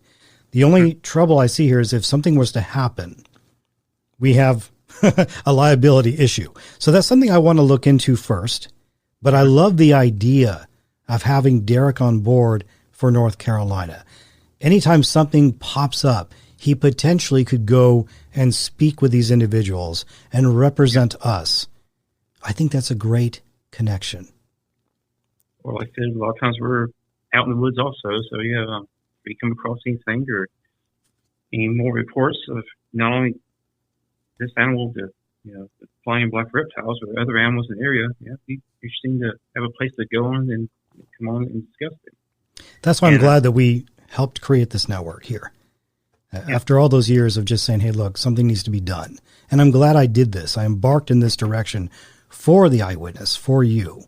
So you could have a place, an outlet to go to. And I think now, Derek, knowing that you've come forward with your story, I think you're seeing for yourself that I know you were a little concerned about being seen and heard, but I want you to be rest assured that everybody in this community is going to treat you rightfully. Okay. That you have established a connection with everyone and that they will be willing to back you up because like the others, you have had a sighting of your own. So that brings in that family to protect one another, that fellowship. So I hope that has changed your mind. And lastly, I'm going to have to head out real quick, but before I go, I'd like to say that, thank you for having the Ropen Network. And I think that's a problem with a lot of people. I'm sure other people would have seen this animal, but who are you going to contact? You cannot contact the authorities. They're probably not going to believe you. Your local zoo or science center, they're probably not going to believe you. The news outlet is just going to use it to make amusement, for the nightly news out of it. So, if someone has seen this, who are they going to tell? So it's good to have a place such as the Ropen Network that they can contact you and have a place to share their encounters. Well, we appreciate that, Derek. I know it sounds like you need to go. I'm grateful for your time. I'm grateful for you to be seen and heard, and you've done that. Thank you so much for being a part of our network. Well, thank you for having me. Like I said, I look forward to, working with you and sharing some more information about this creature and possibly some other creatures out there. And I appreciate you giving an outlet for people like me to come on and discuss what we've seen. I'm glad I did. Derek, you enjoy the rest of your Sunday. God bless. God bless you. Thank you very much. Okay, bye-bye, sir. All right, bye-bye. Derek Yates on the Ropen Network. 2 sightings, 3 people. This is one of the most unusual cases I've probably run into because of the anatomy of this apparent pterosaur. I still think it probably falls into the category of a new Rognotheridae or Dimorphodonte. We shall see. Perhaps he'll have another sighting. Perhaps others will come forward. We're going to take a quick break. When we do, we have more to discuss. Don't go away. You're listening to Cryptozoological Talk on the RRN Ropen Radio Network.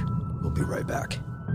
Hello, I'm Carl Ball, founder and director of the Creation Evidence Museum in Glen Rose, Texas. We are a 501c3 chartered educational, scientific, research, and religious entity. Our objective is to retrieve, by international research, to excavate by direct participation, to research information that describes the truth about the entire cosmos. Our purpose is then to preserve those, to display those, and to disseminate those.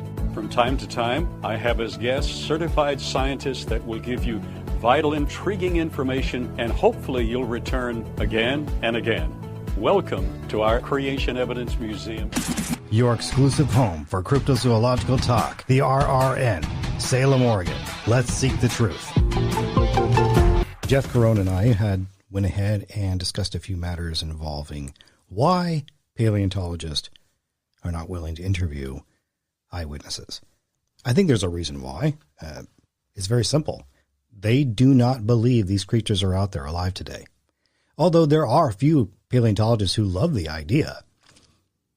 And if they at least love the idea, wouldn't you be interested in maybe just interviewing a few people? Probably not. It doesn't do good for their reputation amongst their peers. Okay.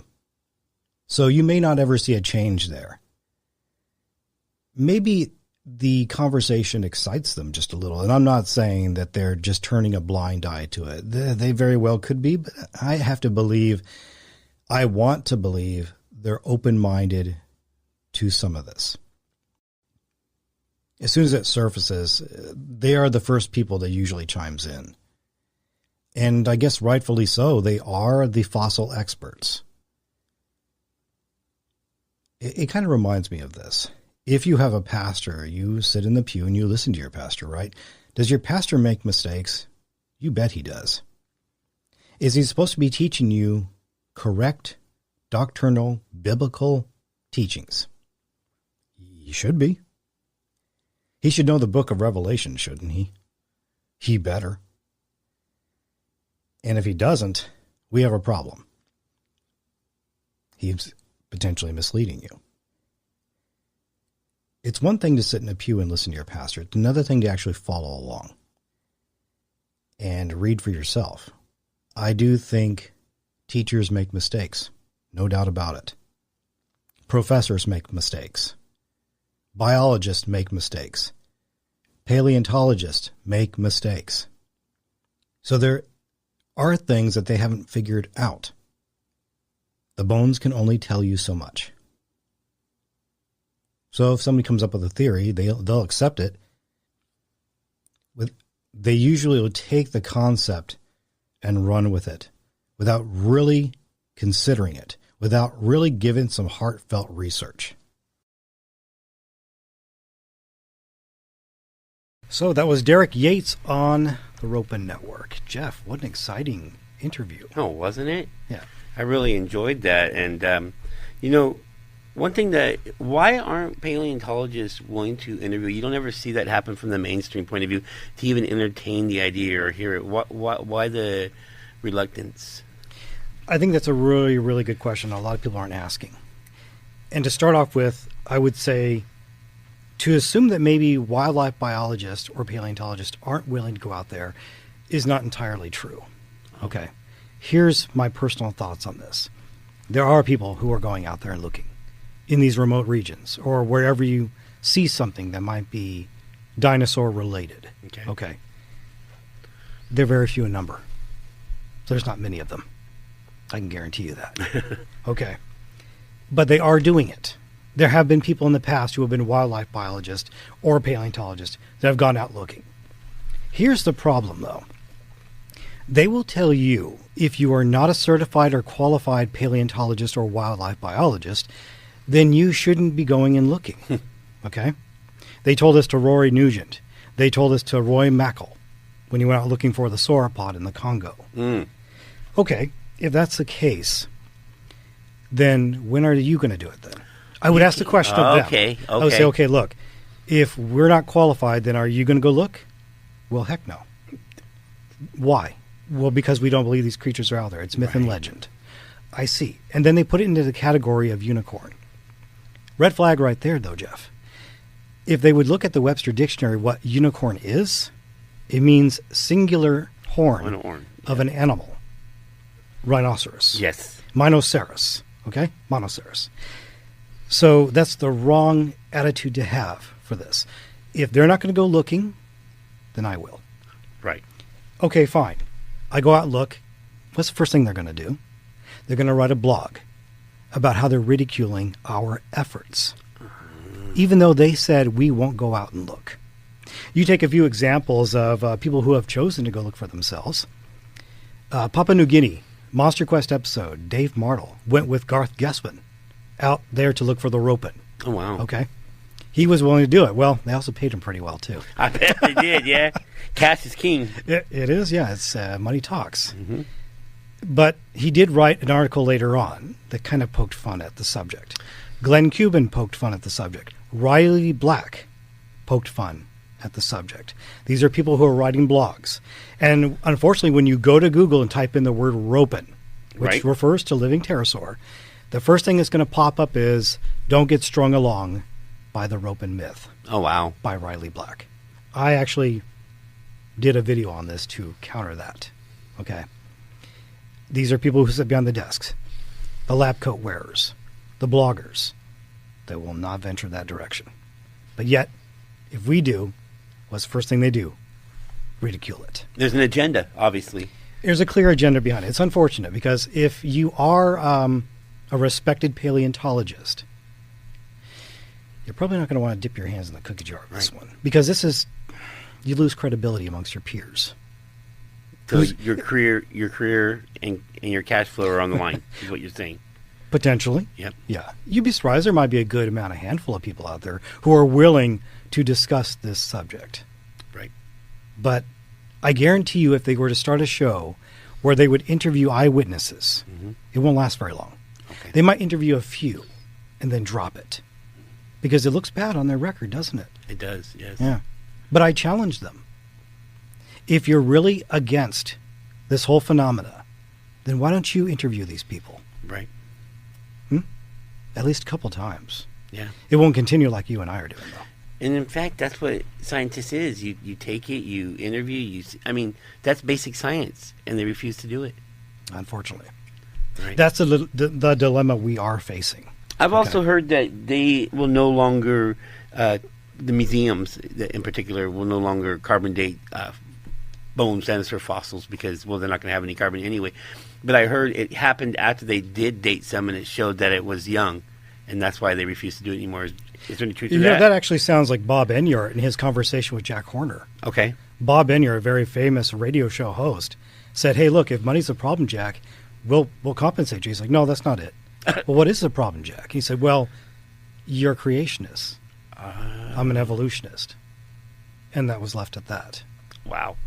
So you see what we have to fight with. It goes all the way back to the spiritual. When it comes to research, evolutionists get their salaries for this. We don't. Right. We have to come up with our own money. Yes.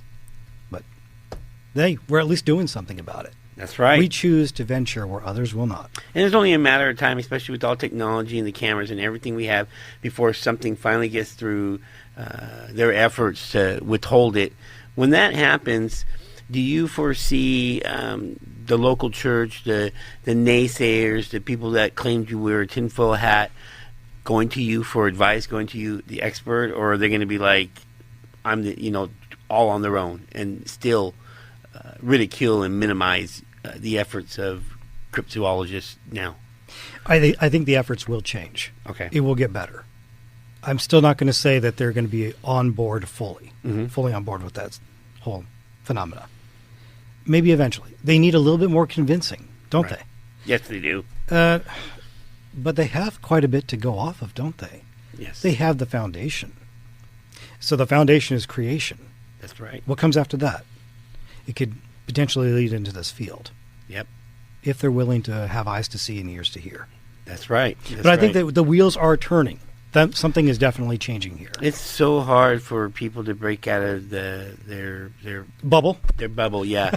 Even if it's right before your eyes, right before your face. Yeah. It is very difficult. This is the Western world in which we live in. Yep. Okay. They believe only what was in this circle of what they see is all there is to it. Yes. But this world is huge. It's vast. And these creatures are very elusive. Yep. Okay. I wouldn't be doing this if I didn't believe in it. That's right. I do believe there are some survivors that are making a comeback. Yep. Yep. Yeah. And there's new species found every day. Every day there's something found in the ocean here or there. Oh, like the Yeah. coelacanth, Yes. which you can find off the Indian Ocean too. Oh wow. Originally found off the coast of South Africa back in the 1930s. A Cretaceous fish that's not supposed to be alive, but there it was. Right. Now, a fish is good, but we really need a more solid specimen to really convince them. I hear you. But yeah. even if we did, Jeff, if we captured a living pterosaur, I guarantee you they're going to say, look, this one survived for millions of years. Yeah. Yeah.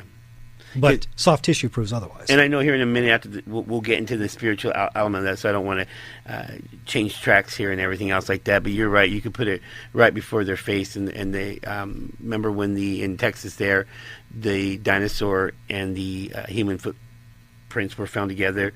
Biloxi River, yeah. And an atheist went in there at night and started destroying them. I remember hearing about that. Isn't that crazy? I mean, want to talk to here's the Dr. proof. Ball about that Yeah. one to see if there's really some validity Wow. behind it. Yeah. There could be. Yeah. But those are some amazing tracks out there in Glen Yep. Rose. Yeah. You and I need to go there. I would this love summer. to. Yes. We definitely need to. Yes. So is anyone out there aware, especially those who are ufologists, aware that Stephen Greer is going to come out with a whole lot of evidence? Supposedly a tsunami wave of all this evidence pertaining to the field of ufology, which is not something I usually tackle. But we will be talking about that today because Jeff Garone knows a little bit of something about that. Over the years, I've kind of gathered my own, but it's not usually a field I would normally pursue.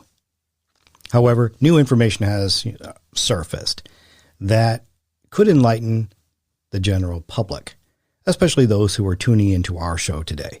So this is Jeff Garone and myself speaking about this previously within Studio 2. So have a listen and decide for yourself. But most importantly, I think it's very important to point out that Jeff is saying, don't take my word for it. Go look it up. And that's what we all want to do. Okay. This is not something you should just say, yep, it's true, run with it. No, a lot of that shady work goes on all over the paleontology community where they say, oh, look, this has got to be fact. Let's run with it. No, go do your research for yourself. Go find out for yourself. Decide whether or not this has some validity behind it. You might be surprised. A good amount of it does. And it has traces. It has origins to where you can look. So here's Jeff Garone and myself with a segment on ufology. Before we move on to our next segment, we'd like to give a shout out to the Wildlife Safari for all the amazing work the crew has done taking care of the many variations of animals on the property. They are training to be wildlife ambassadors, sharing the wonders of cheetahs and promoting conservation efforts. And did you know that Wildlife Safari is the leader in cheetah conservation? Well, it's true. So the next time you visit Oregon, check out Wildlife Safari in Winston, Oregon. You are closer to Africa than you think.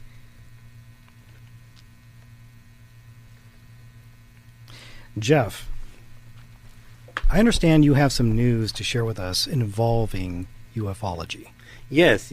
I wanted to talk about that because of how mainstream it is right now. And I know people around me, and I'm sure you can't go too many people without people like, what's going on here?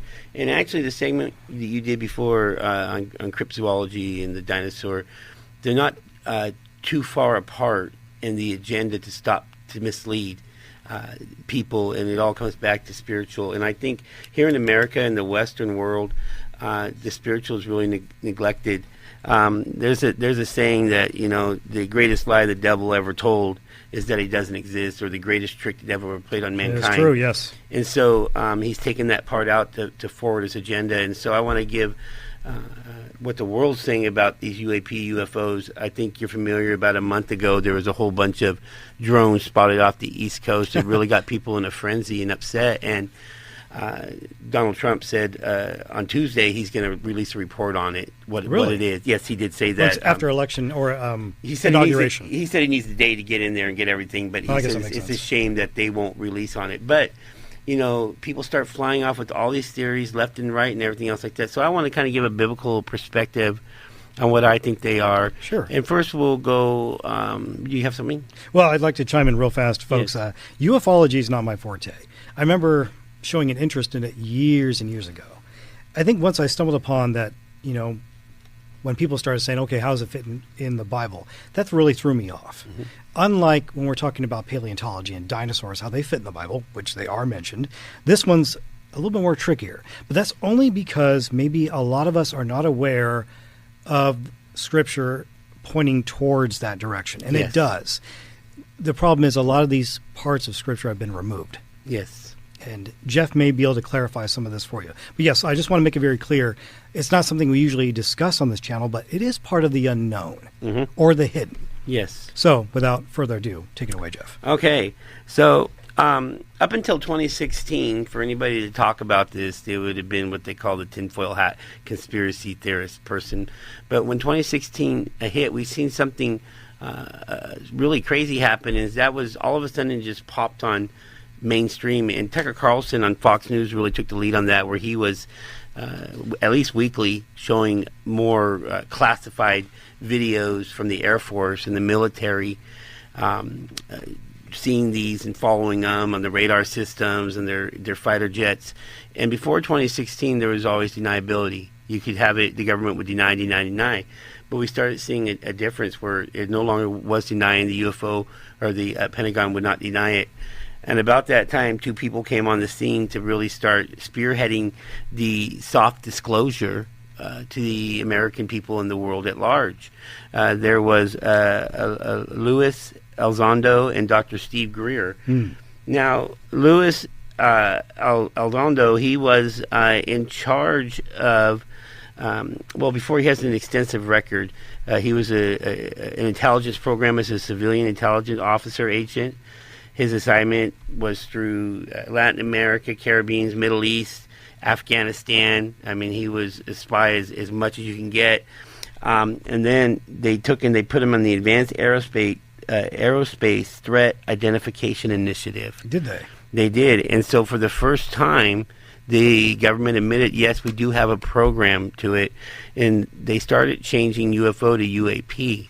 That's what I found out too. And so the reason that they switched that, in my opinion, is the government, the same way we were talking about the cryptozoology, how they'll deny and ridicule you if you try to say there's dinosaurs. Sure. The government did the same thing with UFOs. So right away when you think UFOs, you think crazy person, right?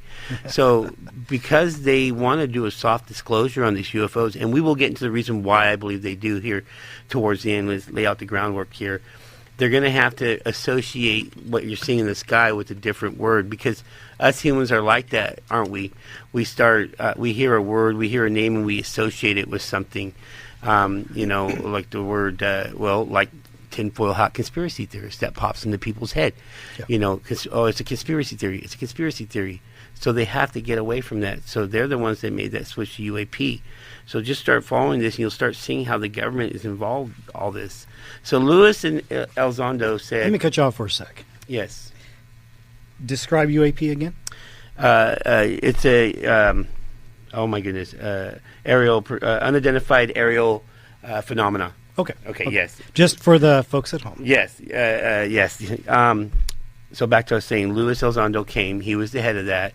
He said, my conscience can no longer bear me to keep these secrets, right? I mean, but he never lost his security clearance, right? So he comes on the scenes and starts admitting that, yes, the government's fully aware of this. Yes, the government has recovered ships. Yes, this, yes, that. And by the way, I'm a whistleblower. So I don't believe that. I think he's guided to it. The other person was Dr. Steve Greer. Now, Dr. Steve Greer, let me get this right here. He is obviously a doctor.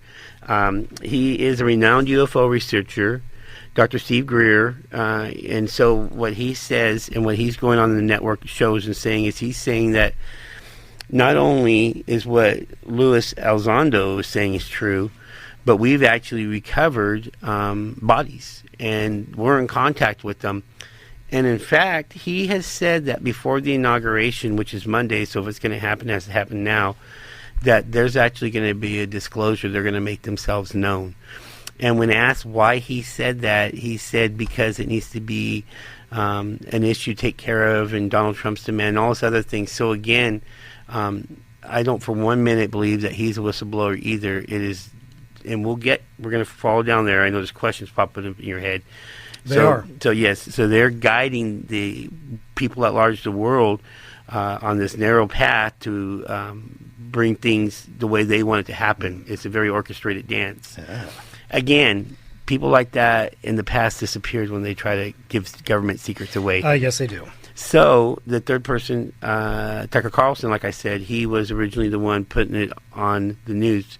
Recently on Joe Rogan's show, I should say about 3 or 4 months ago, Joe Rogan was interviewing him. And anything I'm saying, people can do a Google search. Sure. At Make me. sure you Please, do your homework. I implore you to do that. Don't just take my word at it. Right. And so he was saying on there, Joe Rogan was questioning on it, and he said, hey, look, I went down the road as far as I want to go on that, and it freaked me out, and I'm done. And Joe Rogan pried a little bit more, and he said the biblical view of it is what is right. So that was like what he said. Luis Elizondo, I believe, on I want to say Slate. Is it Slate? And anyway, you can also search it too. His interview saying that, again, pointing to the Bible and the biblical text, that as being the reason of what these are. So this really got my ears perked up as well. But let's go UFOs. So before, we all know Roswell is probably people's memory about when they first popped up on the scene, right? Yeah, 1957? 1947. 1947. 47 was Roswell. So they're,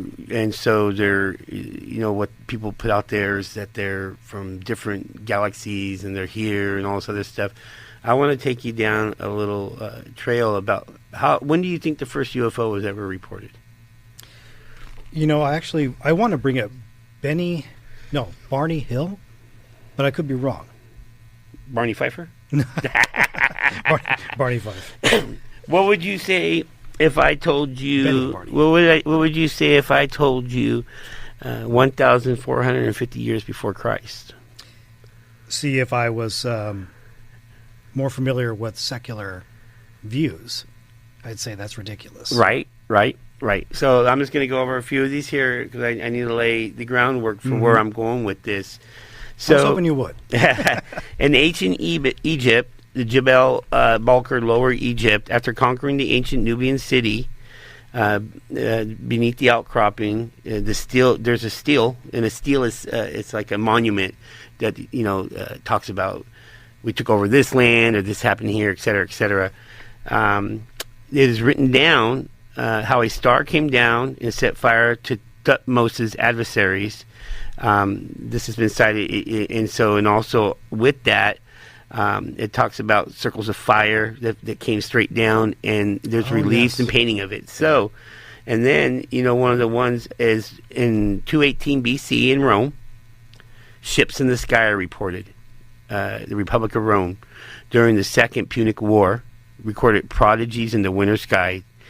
76 BC again. 73 BC, this is all Rome. A flame like wine jars from the sky. In 65 AD, a sky army came, and this was written by a Roman Jewish historian. Flavius and Josephus reported chariots hurtling through the clouds prior to the first Jewish-Roman war. And when he says chariots, you got to imagine you are a person that's never seen nothing. You're trying to describe it as well as you can, but Josephus, people know who that is. He's a historian that people lean on for accurate information. And so in 196, the Roman Empire again wrote about it, describing a fine rain resembling silver that descended from a clear sky. He wrote that he was able to plate some of the bronze coins, but 4 days later the silver coating was gone. So you're starting to see an airship in 740 AD in Ireland. Now, here's one I really want to talk, and it goes on, so I'm just going to do a few of them because there's so many. I bet. I want to talk about one that happened in, because this one has a relief and everything. So this was in Nuremberg, Germany. Reported a strange aerial battle on April 14, 1561. They wrote about seeing orbs, crosses, cylinders, and a giant mysterious black arrow-shaped object which crash-landed in the distance. According to Hans Glacier, a local artist who made a wood cut depicting the event, the different objects in the sky all started to fight amongst themselves. until they became fatigued. They fell from the sun down upon the earth as if they all burned up. And they then wasted away on earth. The immense smoke, however, he didn't mention per se these were UFOs because they couldn't describe them. Right? Yeah. So that was a big one. And so again, that's 1561, April 14th, Nuremberg, Germany. So if listeners would like to look that up, that's a good start. Good. And so what I'm saying is from 1450 all the way up, we're seeing UFOs. And now what I want to do is go over a few artist depictions. Now, I want to just point out now that each one of those that I read to you, they were during pivotal points in human history. Because I'm going somewhere with this. Pivotal points in human history. Yeah. Just like in 1940s, the 40s, that's when nuclear atomic bombs were made and all these computers and everything. So we're going somewhere with this. And so the crucifixes paintings with a 17th century fresco of the crucifixion of Christ up in the sky has a UFO in it. And so painted by Pablo Usilio, 1416 to 1465. He did a painting of the crucifixion with a UFO, a round circular disc in the sky. And here is 1350 Fresno. Again, the crucifixion of Christ. And I'm going to actually let you see this. What did I do here? I want to show you this. Okay. Maybe I do here. I think I recall this. Okay. Painting. Yeah, we'll just go over this here in a minute here because it is, yeah. Okay. And so you can, maybe we can put the link for this one in there. And then the Annunciation of when Mary was being told about the birth of Jesus, again in the painting is the UFO with the person in it. And so all the way through history, like I said, maybe we can link some of these links for your listeners. I think that would be good. To be looking at. Yeah. So from pre-history, BC, before Christ, all the way up to 1947, UFOs. So what's going on here and why haven't they contacted, et cetera, et cetera. I want to jump now. So now that we've established that these UFOs have been here since before Christ, right? Why haven't they made contact? Why haven't they established anything? What are they doing? A lot of the close encounters where people have been abducted have been sexual in nature, and this is very easily researched. Yes. With the sperm taken, the eggs taken, these kind of things. And so for a civilization so advanced doing this, it's like, what is going on here? Why would they want us? Why would they want us if they're so much more advanced? Exactly. Now, these UFOs, there's 5 characteristics that are really stuff that we can't comprehend or do. And the 5 characteristic is they seem to have anti-gravity propulsion system. They have instantaneous acceleration, hypersonic velocity, low observability, so they disappear in the velocity. They've been clocked by radar and fighter jets and everything up to 22,000 miles an hour. They can then make a right-hand turn, like that, which would take any living organism and turn them to mush. Yeah. Yet they do this with ease. Stop on a dime. And the low visibility. And the last characteristic is their transmedium traveling, is you can go from the air to the water to space instantaneously. Boom, boom, boom, just like that. Yep. And so I would say that they're not extraterrestrial, they're interdimensional. And so they don't adhere to our physical realm. They don't. Aleister Crowley, which is, self-proclaimed wickedest man on earth, and I'm not going to go down any trails here because a lot of these things, they all tie together, but we're going to stay on this road here. But he is a Satanist. He said today we call them angels and demons. Tomorrow they'll be called something else. This is pre-1946. The person he claimed to be getting his information from was a deity named Liam, Liam. If you look that up, he looks just like the Grace, just like the gray aliens that they're talking about. Interesting. It is. And in fact, as we research this and we see a lot of people talking about these people that had communications with them because it seems to be telepathic in nature.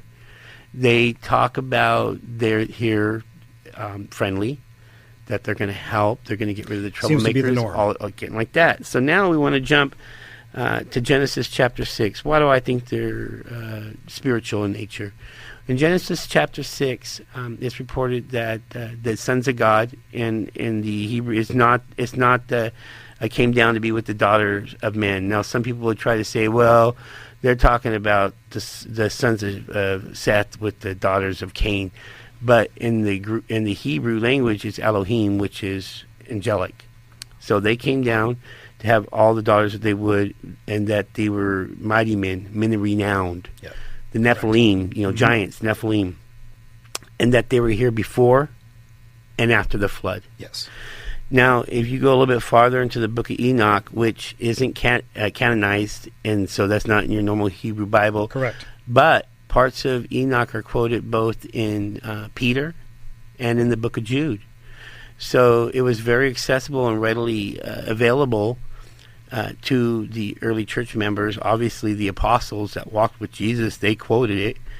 And I know parts of Enoch were found in the Dead Sea Scrolls before there wasn't a lot of copies to back it up. It's interesting that the prophecy that Enoch talks about is that it's for a later generation. Mm-hmm. And so with these UFOs and everything coming on the scene, all of a sudden the book of Enoch's becoming relevant again. Yes, it is. Oh, it just makes the hair on my arms raise up. So it really it talks about that. And so this is what I believe, and I believe that when the sons of God, the angels, made it with women, number one, it wasn't like a caveman scenario where they went and grabbed women by the hair and pulled them. That doesn't. And in fact, the book of Enoch talks about it a little bit more. They traded technology, they traded ability. It talks about money, government, or about money and trading, weaponry. Talks about metallurgy, talks about all these things that they advanced man with. Mm-hmm. So what would it took man 4,000, 5,000, 6,000 years to come about on their own, it was instantaneously in exchange for these women. Of course, everybody turned evil and God wiped them all out. Yeah. And the Bible said that they didn't. Nobody survived, but Noah and the people with them. So everybody was gone. Righteous. But yet it says they were here before and after. So okay. Yeah. So when people die, before Jesus came, they all went down to the center of the earth, and it was separated by a chasm. There was Abraham's bosom, is what Jesus called it in the New Testament, and then there was Hades, hell, and it was separated so nobody could cross over. When Jesus came, he went to the center of earth, and he took captivity captive. He took them. Abraham's bosom disappeared. Everybody goes instantly to heaven. So that's the good. The bad people go to hell. Yeah. Hell was created for the angels that rebelled and the fallen people. But the disembodied spirits of the Nephilim, right? They wander the earth and everything else like that. And that's what I really think demons are. I agree with you. Yes. And so these are the Nephilim. These are the people that are embodying everything. As far as why I believe that they're doing genetic testing and they're on people that just taking the eggs and sperm, because when God, it's like, okay, let's put it this way. If you took this paper here and you photocopied it, and then you photocopied that photocopy, and then eventually it's going to be so faded out and worn. Oh, I see, yeah. So the bodies that were inhabited, that were used when it first happened, were robust. They were stronger. They were taller. They lived almost 1,000 years. The genetic makeup was actually slowly decreasing. So I think that's what we're seeing here now, and they're trying to get that right. Yeah. I'm not going to go down this rabbit trail, but I think DNA testing and all the other stuff has a different purpose too as well. Oh, I agree. So anyway, back to that. So that's what I believe is going on. Now, the reason why I think that is front and center with the UFO technology and everything else, because you see the writing on the wall. So Jesus said, when this disciple asked, when is your second coming? He says, in the days of Noah is what it's going to be like. People were eating and drinking, giving as it was in the days of Noah. So but that's always happened, right? The eating, drinking, and marriage. So what was different about the days of Noah? Well, the wickedness of man is getting there. Okay, what's good is evil. What's good they call evil. What's evil they call good. But what else? The Nephilim were on the scene. Yeah. What are we seeing come back on the scene? The Nephilim. Yeah. In fact, as you do your research, you see that they don't like the name of Jesus. I'm going to give your audience and even yourself two masters at this, that if they go there, there's government insiders and all those other things that sit and give wonderful interviews about what's going on behind the scene. There's this one interview where these guys are talking about these facilities that the government has underground where they I've heard about those. They work, yep, and that the rules are you cannot even use God's name as a curse word down there. They're not allowed to hear it or say it. Really? And so to go along with these UFOs and everything on the scene now, brother, think about it. We were basically horse and buggy, Model T, steam engine, boom, atomic bomb, going to the moon, little phones in the span of 70, 80 years, right? But from Christ up until there, barely any movement. You know, see the technology exploded? I was just thinking about this the other day, that how advanced we had become within 100 years. Yes. It's weird to think mind-boggling. About 120-some years ago, we're in the Wild West. Yep. And then suddenly, here, look at all the technology around us. So when did that happen before? When did it go from the Garden of Eden going out and tilling the land to the technology they ended up with when the fallen came down? And so you see what changed in 1946 overall. What changed after that year that made technology explode and go faster? Well, I'm telling you, you don't need to reinvent the wheel. Read your Bible. Yep. I think God's given us everything we need. So the reason they're on the scene now, a lot of the prophecies of these aliens and stuff that they've sent is that they're going to help humanity by getting rid of the troublemakers, and it'll happen within the twinkling of an eye. That's a quote out of the Bible, by the way. It is. So when the rapture happens, is what I believe it's for. When the rapture happens, they're going to show up on the scene and be the saviors. So Jesus didn't take them. They delivered mankind from us Christians. And so if you take any one piece about that, it can go like, this isn't right. But when you start taking all these puzzle pieces that I've been talking about here, and you see the way that humanity is turning on Christians, right? How we're becoming the bad guy, we're becoming the hate monger. They will be saviors getting rid of the Christians. You are seeing what is good called evil, what is evil called good. Yep. It is true. And so you see a cosmic war happening here on Earth with the supernatural things that happen where Trump is now president again. You can see if you had to step back and you have to see with spiritual eyes. That's what I was saying when I said cryptozoology and UFOs aren't that different when it comes to spiritual things, because the reason why I believe there's such a push to stop cryptozoology is because if we can, when they finally show on the scene and everything else like that, what it's going to do is going to poke a huge hole in evolution, because it's going to break that millions of years. You know what I mean? And so the devil is obligated to make people think that that's a lie, and it's obligated to make people believe that these aliens from a different galaxy, right? Today they call them angels and demons. Tomorrow they'll call them something else. The greatest lie the devil ever told is that he doesn't exist. The greatest trick he ever pulled is that he's not here. Yep. And so you can see this beginning to happen. So when you start looking at the facts, these UFOs, they're not new. They're not from another galaxy that came here. They're in ancient history right in there. The only difference is that ancient people's spiritual was exercised so they could see it. So there's a three-part to us. We have body, soul, and mind. We exercise our body at the gym, right? With our spirit, we'll go to church and get spiritually fed. But our soul, our mind is zapped into electronics and knowledge and all this other stuff, and we're missing something, and it's closed our eyes here. We need to think that our greatest adversary, the devil, he knows his time is limited. And he's doing everything he can to fight a futile battle, in our opinion. So we have to start looking at these things that they have a spiritual element to it, so that we're not fooled and blind. Because there's going to be a lot of people, my brother, when people are zapped out of here from the rapture, that go after the lie. So it's our obligation. What you're doing has with cryptozoology, it has an heavily impact, in my opinion, because it's breaking people. I have somebody that I know I've seen it. His so sold on evolution and everything else like that, and I showed him the video with Trey Smith where he shows the interview from the 90s with the mainstream scientists saying, "Hey, look we found blood inside the horn of the Triceratops." Yep, Hell Creek. Yeah, and so it totally. He's like, the skull's been lying to me. See, and it didn't take that much to convince them. Just show them the facts. And so what you're doing is God's work, in my opinion, and it's breaking people free of that trap. And we can't quit, regardless of the ridicule, how much we're ridiculed, pushed back against, because this is the truth. And Jesus said, you know the truth, and the truth will set you free.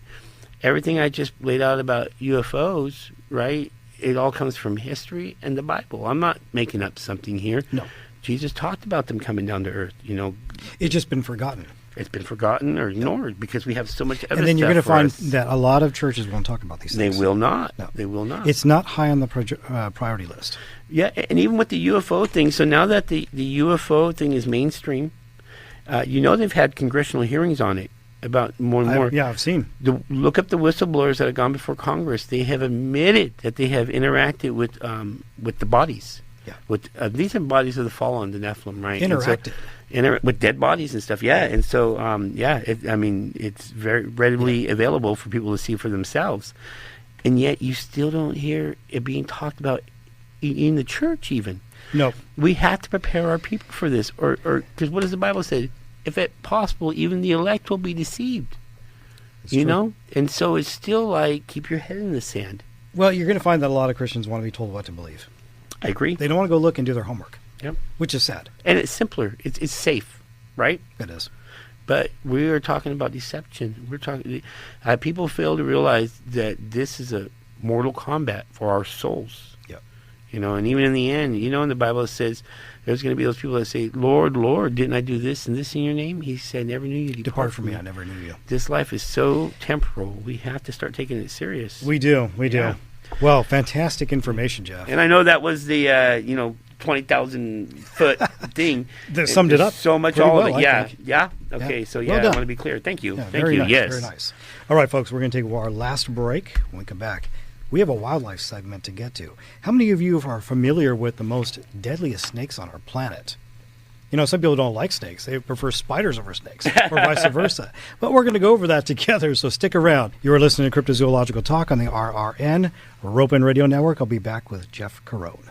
Hi, I'm Crystal Jordan of the Ropen Radio Network. The RRN is a proud sponsor of the Wildlife Safari, which began as the vision and dream of one man, Frank Hart. It was Hart's goal to create a facility in the Pacific Northwest that would work to save rare and endangered species from all around the world. Wildlife Safari boasts one of the top cheetah breeding research centers on Earth. It is the #1 cheetah breeding facility outside of Africa and #2 on the planet. Take a trip past the incredibly inspiring African elephants. Dare yourself to end your journey with a trip through a carnivore loop featuring Wildlife Safari's top cheetah breeding grounds and ferocious Sumatran tigers. So the next time you plan your vacation, be sure to stop at the Wildlife Safari located in beautiful Southern Oregon. You are closer to Africa than you think. We never know when life will test us, when danger will round the corner, when we will be called upon to act with everything on the line. But being prepared gives us the confidence to excel when our whole world hangs in the balance. 511 Tactical. Always be ready.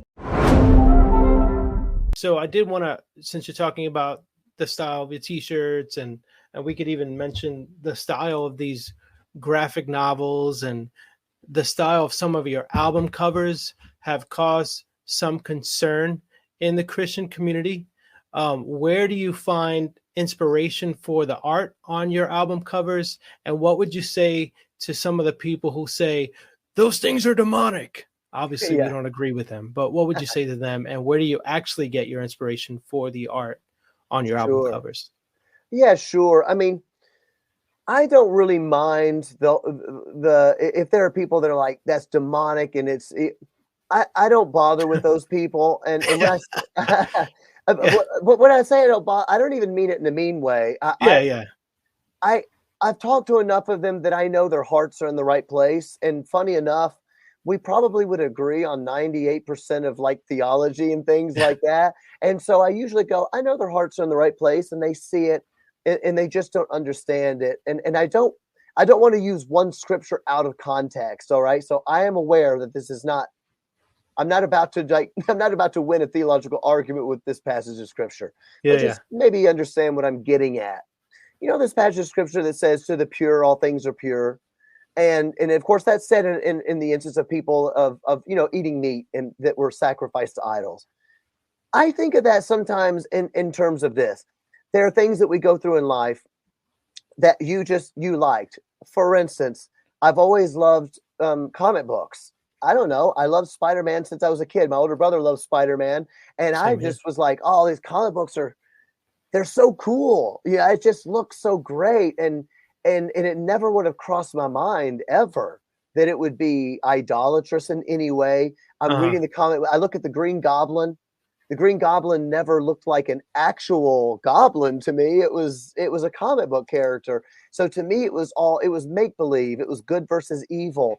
And it was just something that I liked. And one time I posted a picture on my social media. I collect toys and statues, and I've got an amazing statue of Venom. Venom is a Spider-Man villain. Yeah. Venom is an alien. If you didn't know who Venom was, I guess you could think he looks kind of like a demon. But it never crossed my mind that Venom looked like a demon. He was an alien. I don't know. And somebody was really offended.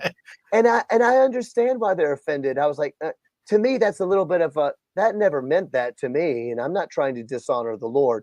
So I think that once you get into comic books, or if you collected rock albums when we were kids, those huge vinyl albums, and they had all these awesome, I would call it fantastical artwork, fantastical meaning, I don't know, Conan the Barbarian type artwork of like other worlds. And some of it was futuristic. Some of it was more like, dragons and things like that. It's almost kind of like it's a world of its own that I think a lot of people never looked at, and it never meant something pagan to them or something like that. So a lot of the times I will just say that's kind of what I was raised in. It never meant anything bad to me. So when I meet people that have a problem with it, I don't mind it at all. I just say, hey, I understand where you're coming from. I want to honor God with this, and I don't believe that this dishonors God any more than I would believe that The Lion, the Witch, and the Wardrobe would dishonor God. And I do. And I do realize there are Christians that do think that dishonors God. But for me, I think it's a great story of good and evil. So my ideas usually come from, what do I think? Art is supposed to be provocative. And I don't want to sin. I don't want to dishonor God.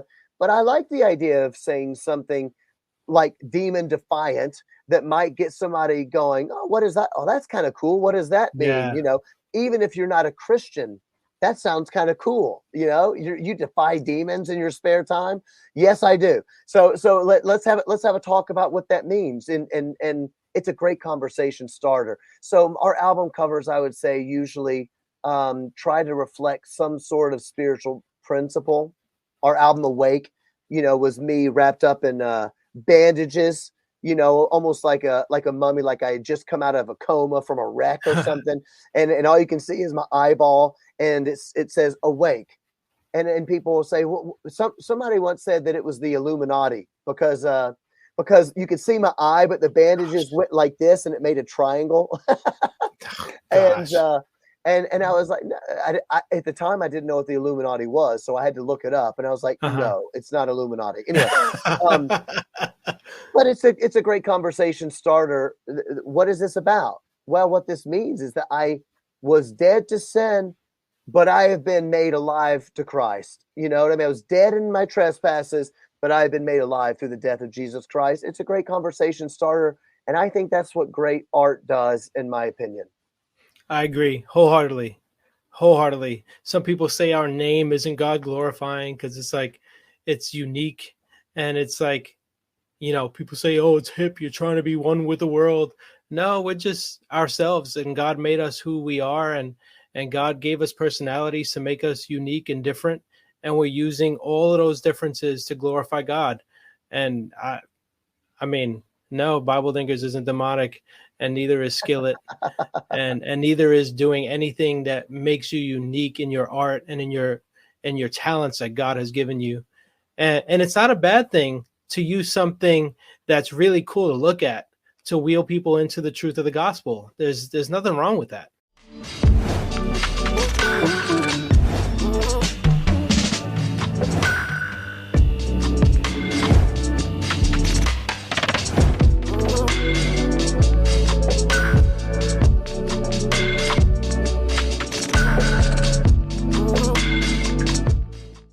It's time for the Ropen Report.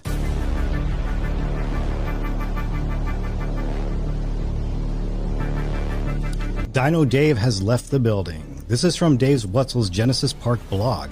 Well, the time has come for my major expedition to Cameroon.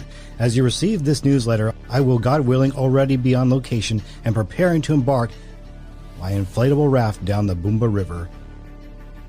I will try to post some pics along the way to my Genesis Park Facebook page for those who are interested. We'll be flying into the capital of Yaoundé, driving to the regional city of Bartoua in the northeast, and then going down a rough dirt road called the P4. You can see that road as the north-south route on the right side of the map with clusters of small pygmy villages along it. Our jumping off spot will be near the village of Congo. It's a Congo with a K. We plan to float and paddle our way down to the city of Molondo on the border with the Congo. This route will take us through a lot of virgin territory in the Boomba Bek Nki National Parks. Or is it Niki National Parks? We also hope to work our way upstream by electric outboard on a couple promising tributaries. In the town of Molondo, we'll rejoin our four-wheel drive vehicle and driver for the long road back. Please pray for safety and for the breakthrough sighting along the way. I can't wait to share it all with you when I return. Dave Wetzel, Genesis Park. And I've been watching his Facebook page for imagery. He's got some pretty neat stuff going on there. He will be back on the network later this year to share with all of you his experience in the Cameroon. And I sure hope he came across something. It sounds like they had some troubles. They may even had to be pulled out by a few of the tribal people to rescue them. I think something happened with the raft as well. We'll find out. Stay tuned for that. Our next story is brought to you by Todd Neese on his Facebook page. Oregon men search for Sasquatch die in the Washington forest. This is not good. Story published by Tim Steele on December 29, 2024. This is my neck of the woods, folks. Portland, Oregon, Coin. 2 Portland men searching for Sasquatch and missing since early Christmas morning were found dead in the Guilford-Pinot National Forest. Likely from exposure and being ill-prepared, officials said. Really? Ill-prepared? I thought they were Sasquatch hunters. The search for the men 59 and 37 years of age began around 1 a.m. on Christmas Day after a family member reported them missing. The Skamania County Sheriff's Office posted on their Facebook page. Authorities said flock camera footage spotted their car near Willard, Washington.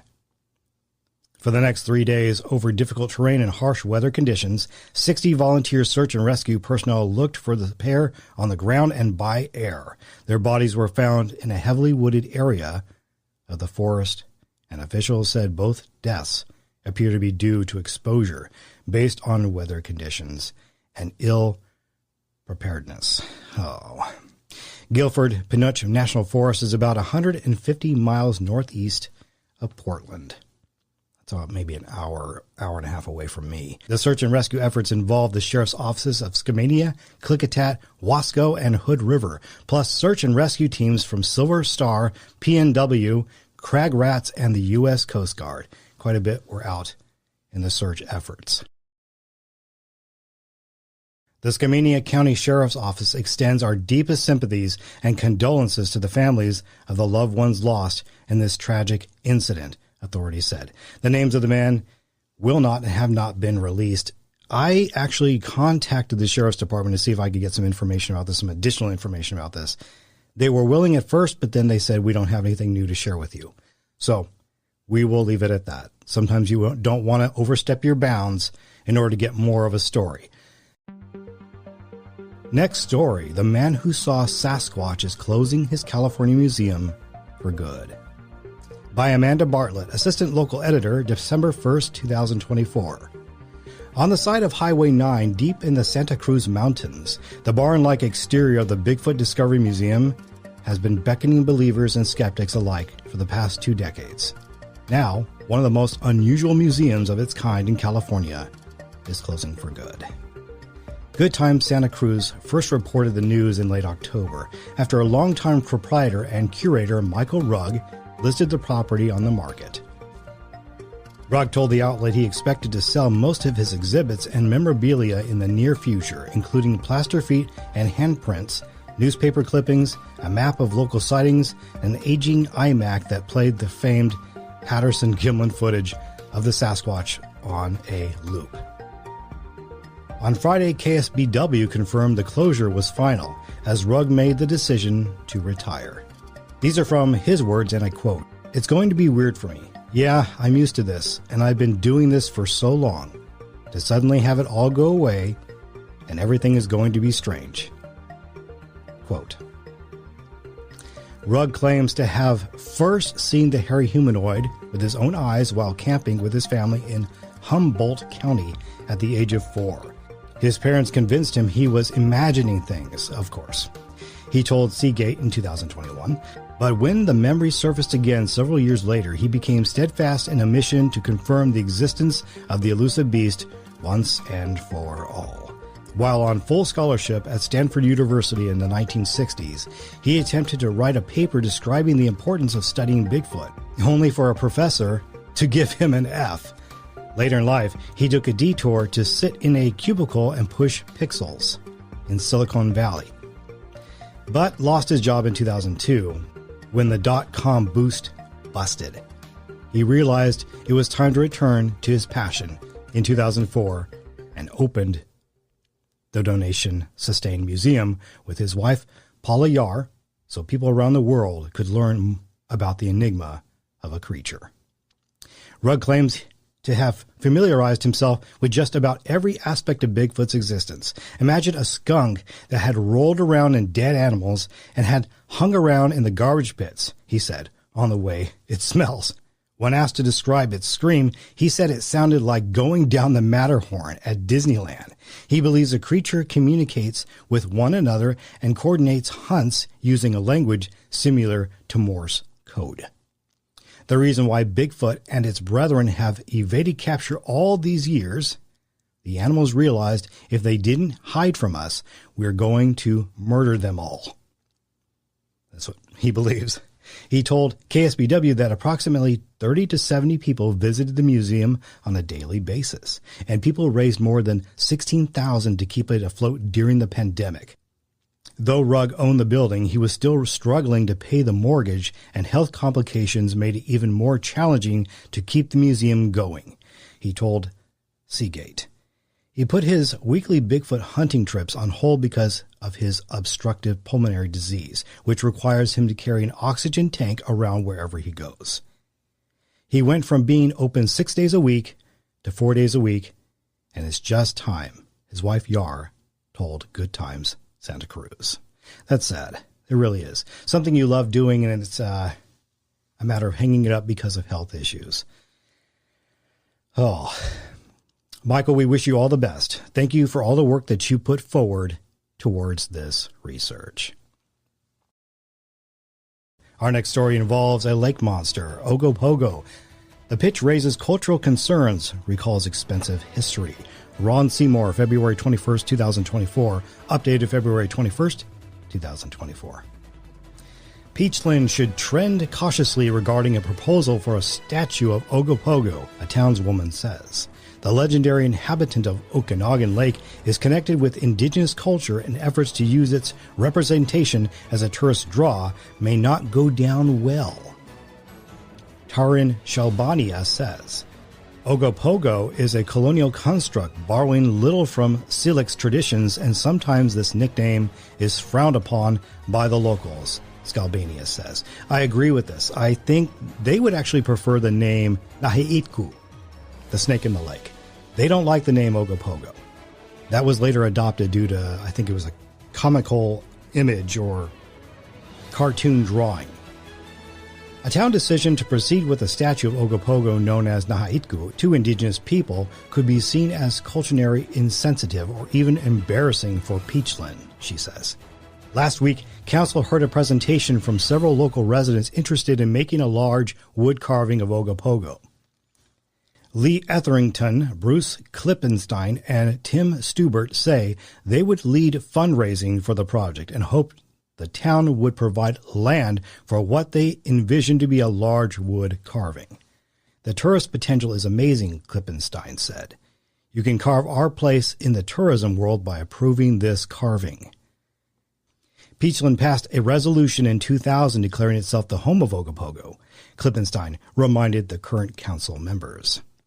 The Scottish town that calls itself the home of Loch Ness Monster draws 500,000 tourists a year, Klippenstein said, and we have advantage over them in terms of weather and all the rest of it, he said. They probably do. As proposed, the sculpture would be about 25 feet long, 10 feet high, and situated in such a way that Rattlesnake Island across the lake, said by some to be the creature's home, is visible in the distance. We believe that this could be a major contributor to the truth and reconciliation with WFN, Klippenstein said. We're working with them. We want them to start promoting Nahaitku as a tourist attraction, and they are thinking about it. The elders are considering it as we speak right now. And with that, ladies and gentlemen, is the news.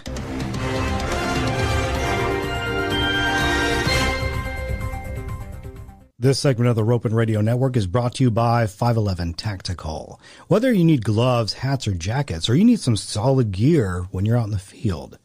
As you know, a lot of the pants that people do wear when they go on expedition aren't very strong. You can get punctures by just hopping over barbed wire fences, like what happened in Arkansas. You don't want those tears to happen to your clothing, so you want to make sure you have the gear that gets the job done. So that's why our network, the Ropen Network, is a proud supporter and sponsor of 511 Tactical. You have to know quality when you see it. But don't stop there. They also have shoes. They also have backpacks, enough to carry all your camera equipment and keep it dry. So the next time you're out looking for your monster, be sure you have the right equipment and the right gear that gets the job done. 511 Tactical. Always be ready. Last segment for the evening is wildlife. Now, naturally, I'm going to have Crystal Jordan tackle this for us going forward, but I thought I'd start us off on the right foot. Few animals strike as much fear into people as venomous snakes, although the chances of running into a venomous snake, much less being bitten and dying from the toxin injected into one's body, are minuscule compared to dying from cancer, heart disease, or an automobile accident. This seemingly unreasonable fear remains very real for many people. The snakes described here live primarily in tropical regions, but some might be living in research centers and zoos near you. Ton, ton, ton. Our top 9 of the world's most deadliest snakes. Number 9, the black-mouthed mamba. I don't even think I'm going to describe the diopsid here. A dangerous African snake named for its black mouth. It inhabits the rocky savanna, can often be encountered on the ground where it seems to be fond of termite mounds. Ranging in color from gray and dark brown, its name derives from the blackened inside of its mouth. The black mamba is feared because it's large and quick, and it possesses an extremely potent venom that kills most of its human victims. Despite its aggressive reputation, unprovoked attack on humans have not been proved, and it is responsible for only a small number of deaths annually. Number 8, the Barba amarilla, yellow chin of Latin America. The venom of some species, including the Okinawa habu, an aggressive snake that often enters human dwellings in the Ryukyu Islands, is mildly dangerous. Mildly. On the other hand, the venom of the snake of Central America is a necrotizing, painful, and often deadly. Other dangerous fertilances include the jararaca of Brazil and the Watu bothrops of Argentina.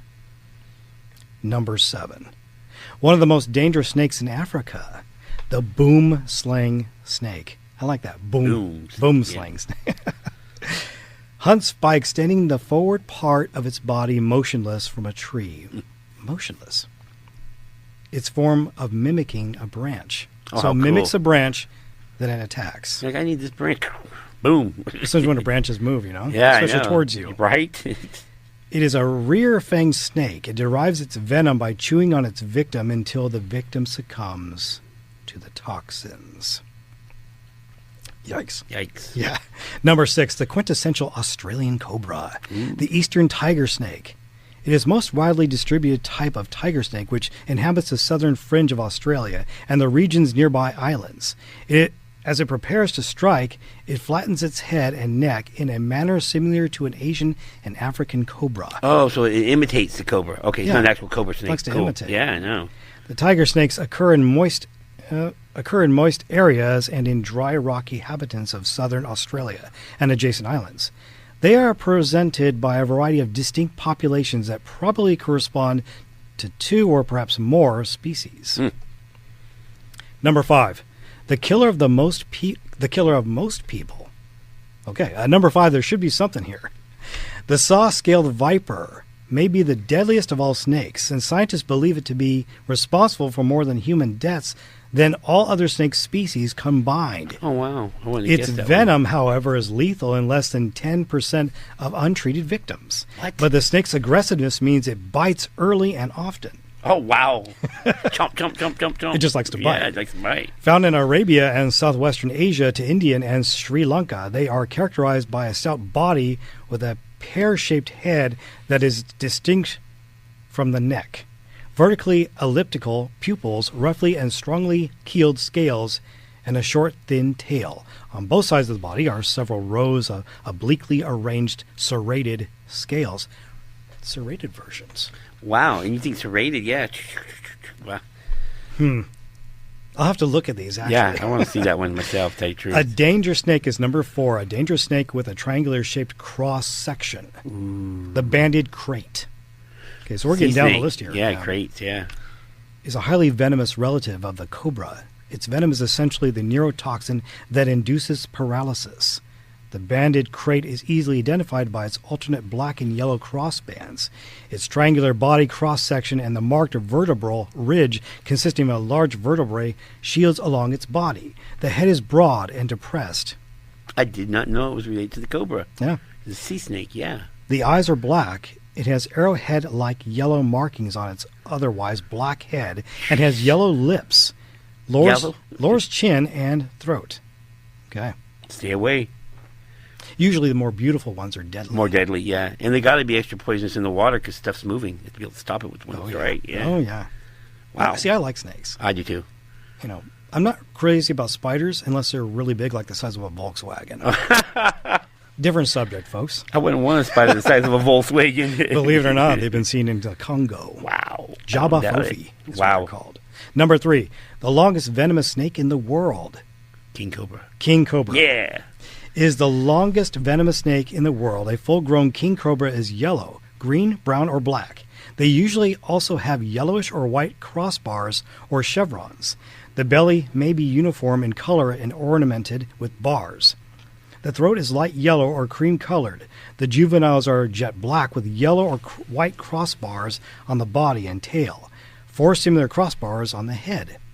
The king cobra is regarded as a fierce and aggressive snake. And its length, the size, could give it an awe-inspiring appearance. The king cobra's deadly fangs are almost 0.5 inches, 8 to 10 millimeters long, because they are fixed to the upper jaw. They have to be short. If they were longer, they would penetrate the floor of its mouth. Angled black into the snake's mouth, the fangs help push the prey on its path to the stomach. Yeah.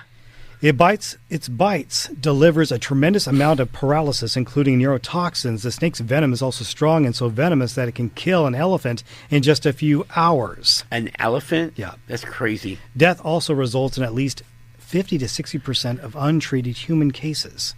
The king cobra's average size is 10 to 12 feet, 3 to 3.6 meters, but can reach up to 18 feet. That's huge. 5.4 meters. 18-foot snake? No. That's big. That's big. And they come in green. That's big. Wow. Okay, we're getting to the end here. Woo. Number 2, the largest relative of the cobra in Australia, is a species of extremely venomous snake in the family Ephialidae, described by Willem Peters in 1867. The species is native to the coastal region of northern and eastern Australia. Coastal taipan. I think we're getting to that one. Okay. Inland taipan. If it's not. Poisonous. Oh, okay. It hasn't given me the name yet. Oh, okay. Oh, sorry. Tanta, the coastal taipan, produces venom that is nearly identical to that of its inland cousin. Its bite is lethal in more than 80% of untreated cases. Insane. That's coastal taipan. I seen them milking one on TV, and the guy milking him was sweating the whole time. Like he's so scared because you're done. How much are they paying him? I know, right? Yeah. I know. I don't know. But it's like a volcanologist gets too close to the flames. I know. Huh? The lava. Go get some lava for me. Yeah. Number 1, the snake with the world's deadliest venom. Inland taipan? The bite of an inland or western taipan, also called appropriately the fierce snake, delivers a veritable witch's brew of toxins. Ooh. This species is actually quite shy, and many reptile keepers regard it as a placid snake to handle. Yeah, right. However, like any animal, it will defend itself when provoked. Firstly, it makes a threat display by raising its forebody in a tight, low S-shaped curve with its head facing the offender. Wow. Time to leave. Yeah. Should the offender choose to ignore the warning, the inland taipan will strike, making a single bite or several quick bites. Oh, my goodness. As well as being strongly neurotoxic, the venom contains a spreading factor that increases the rate of absorption. There's a lot here on this one. Yeah.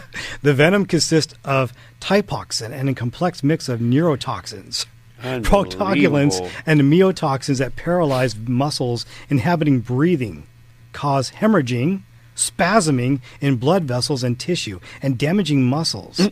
Symptoms of envenomation include headache, nausea, vomiting, abdominal pain, collapse and paralysis, hemorrhaging, spasming, vomiting.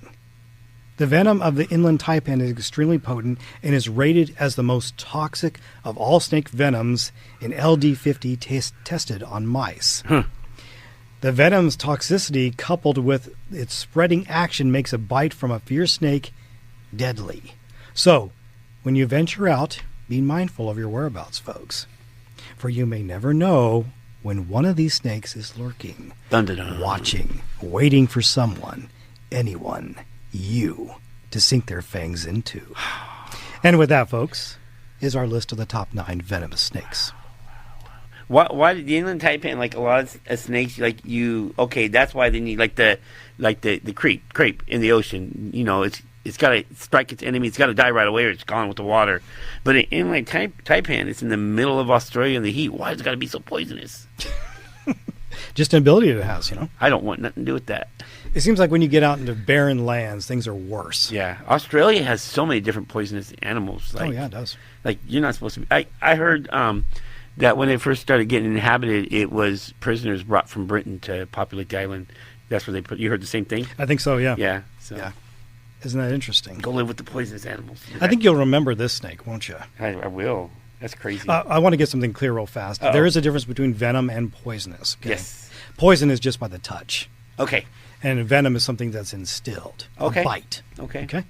I get those confused here. Did that say what the you're right. Did that say what the chance of surviving was on the inland taipan? No, it didn't.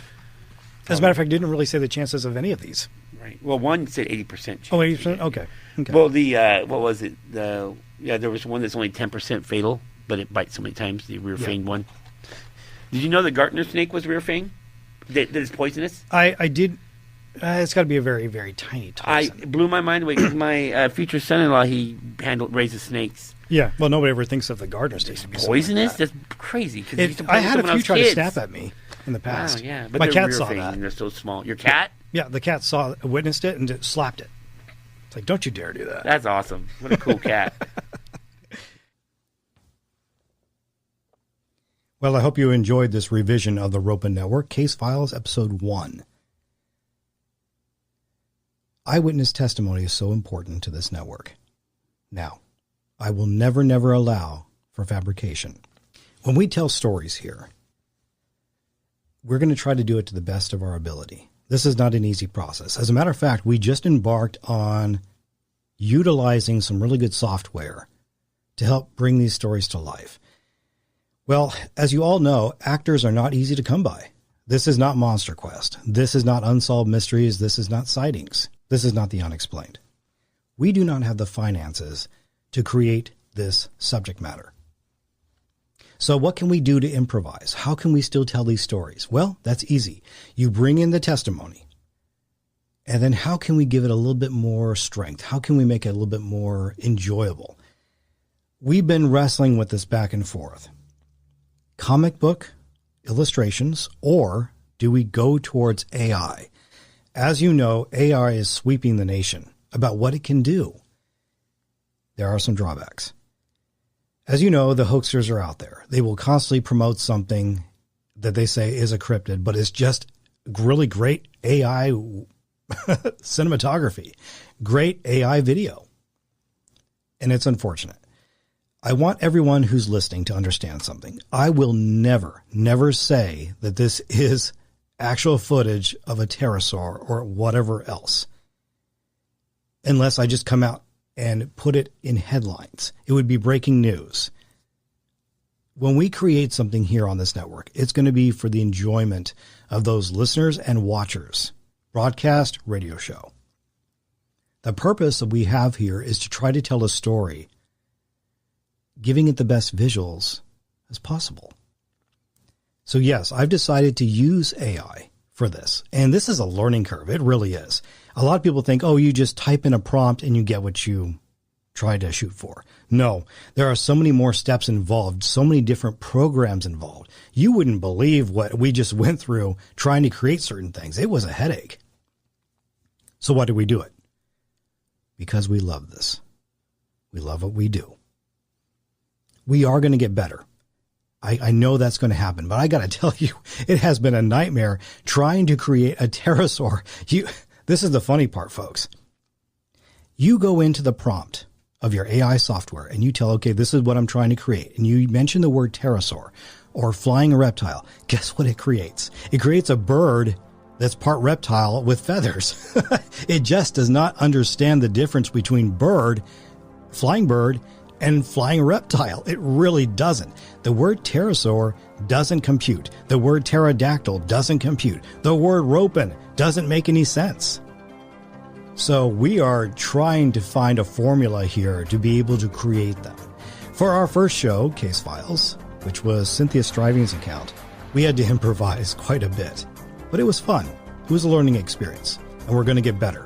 We're going to have to find a formula here, a concoction of prompts, in order to make this a reality and give it even more strength in all that we look to achieve. Yes, this is difficult. It really is. But it is fun. So if you're wanting to work with AI yourself, there are only a couple of programs out there that I suggest, and I won't reveal those just yet because I'm still trying to work with them and tweak it and see what I can come up with.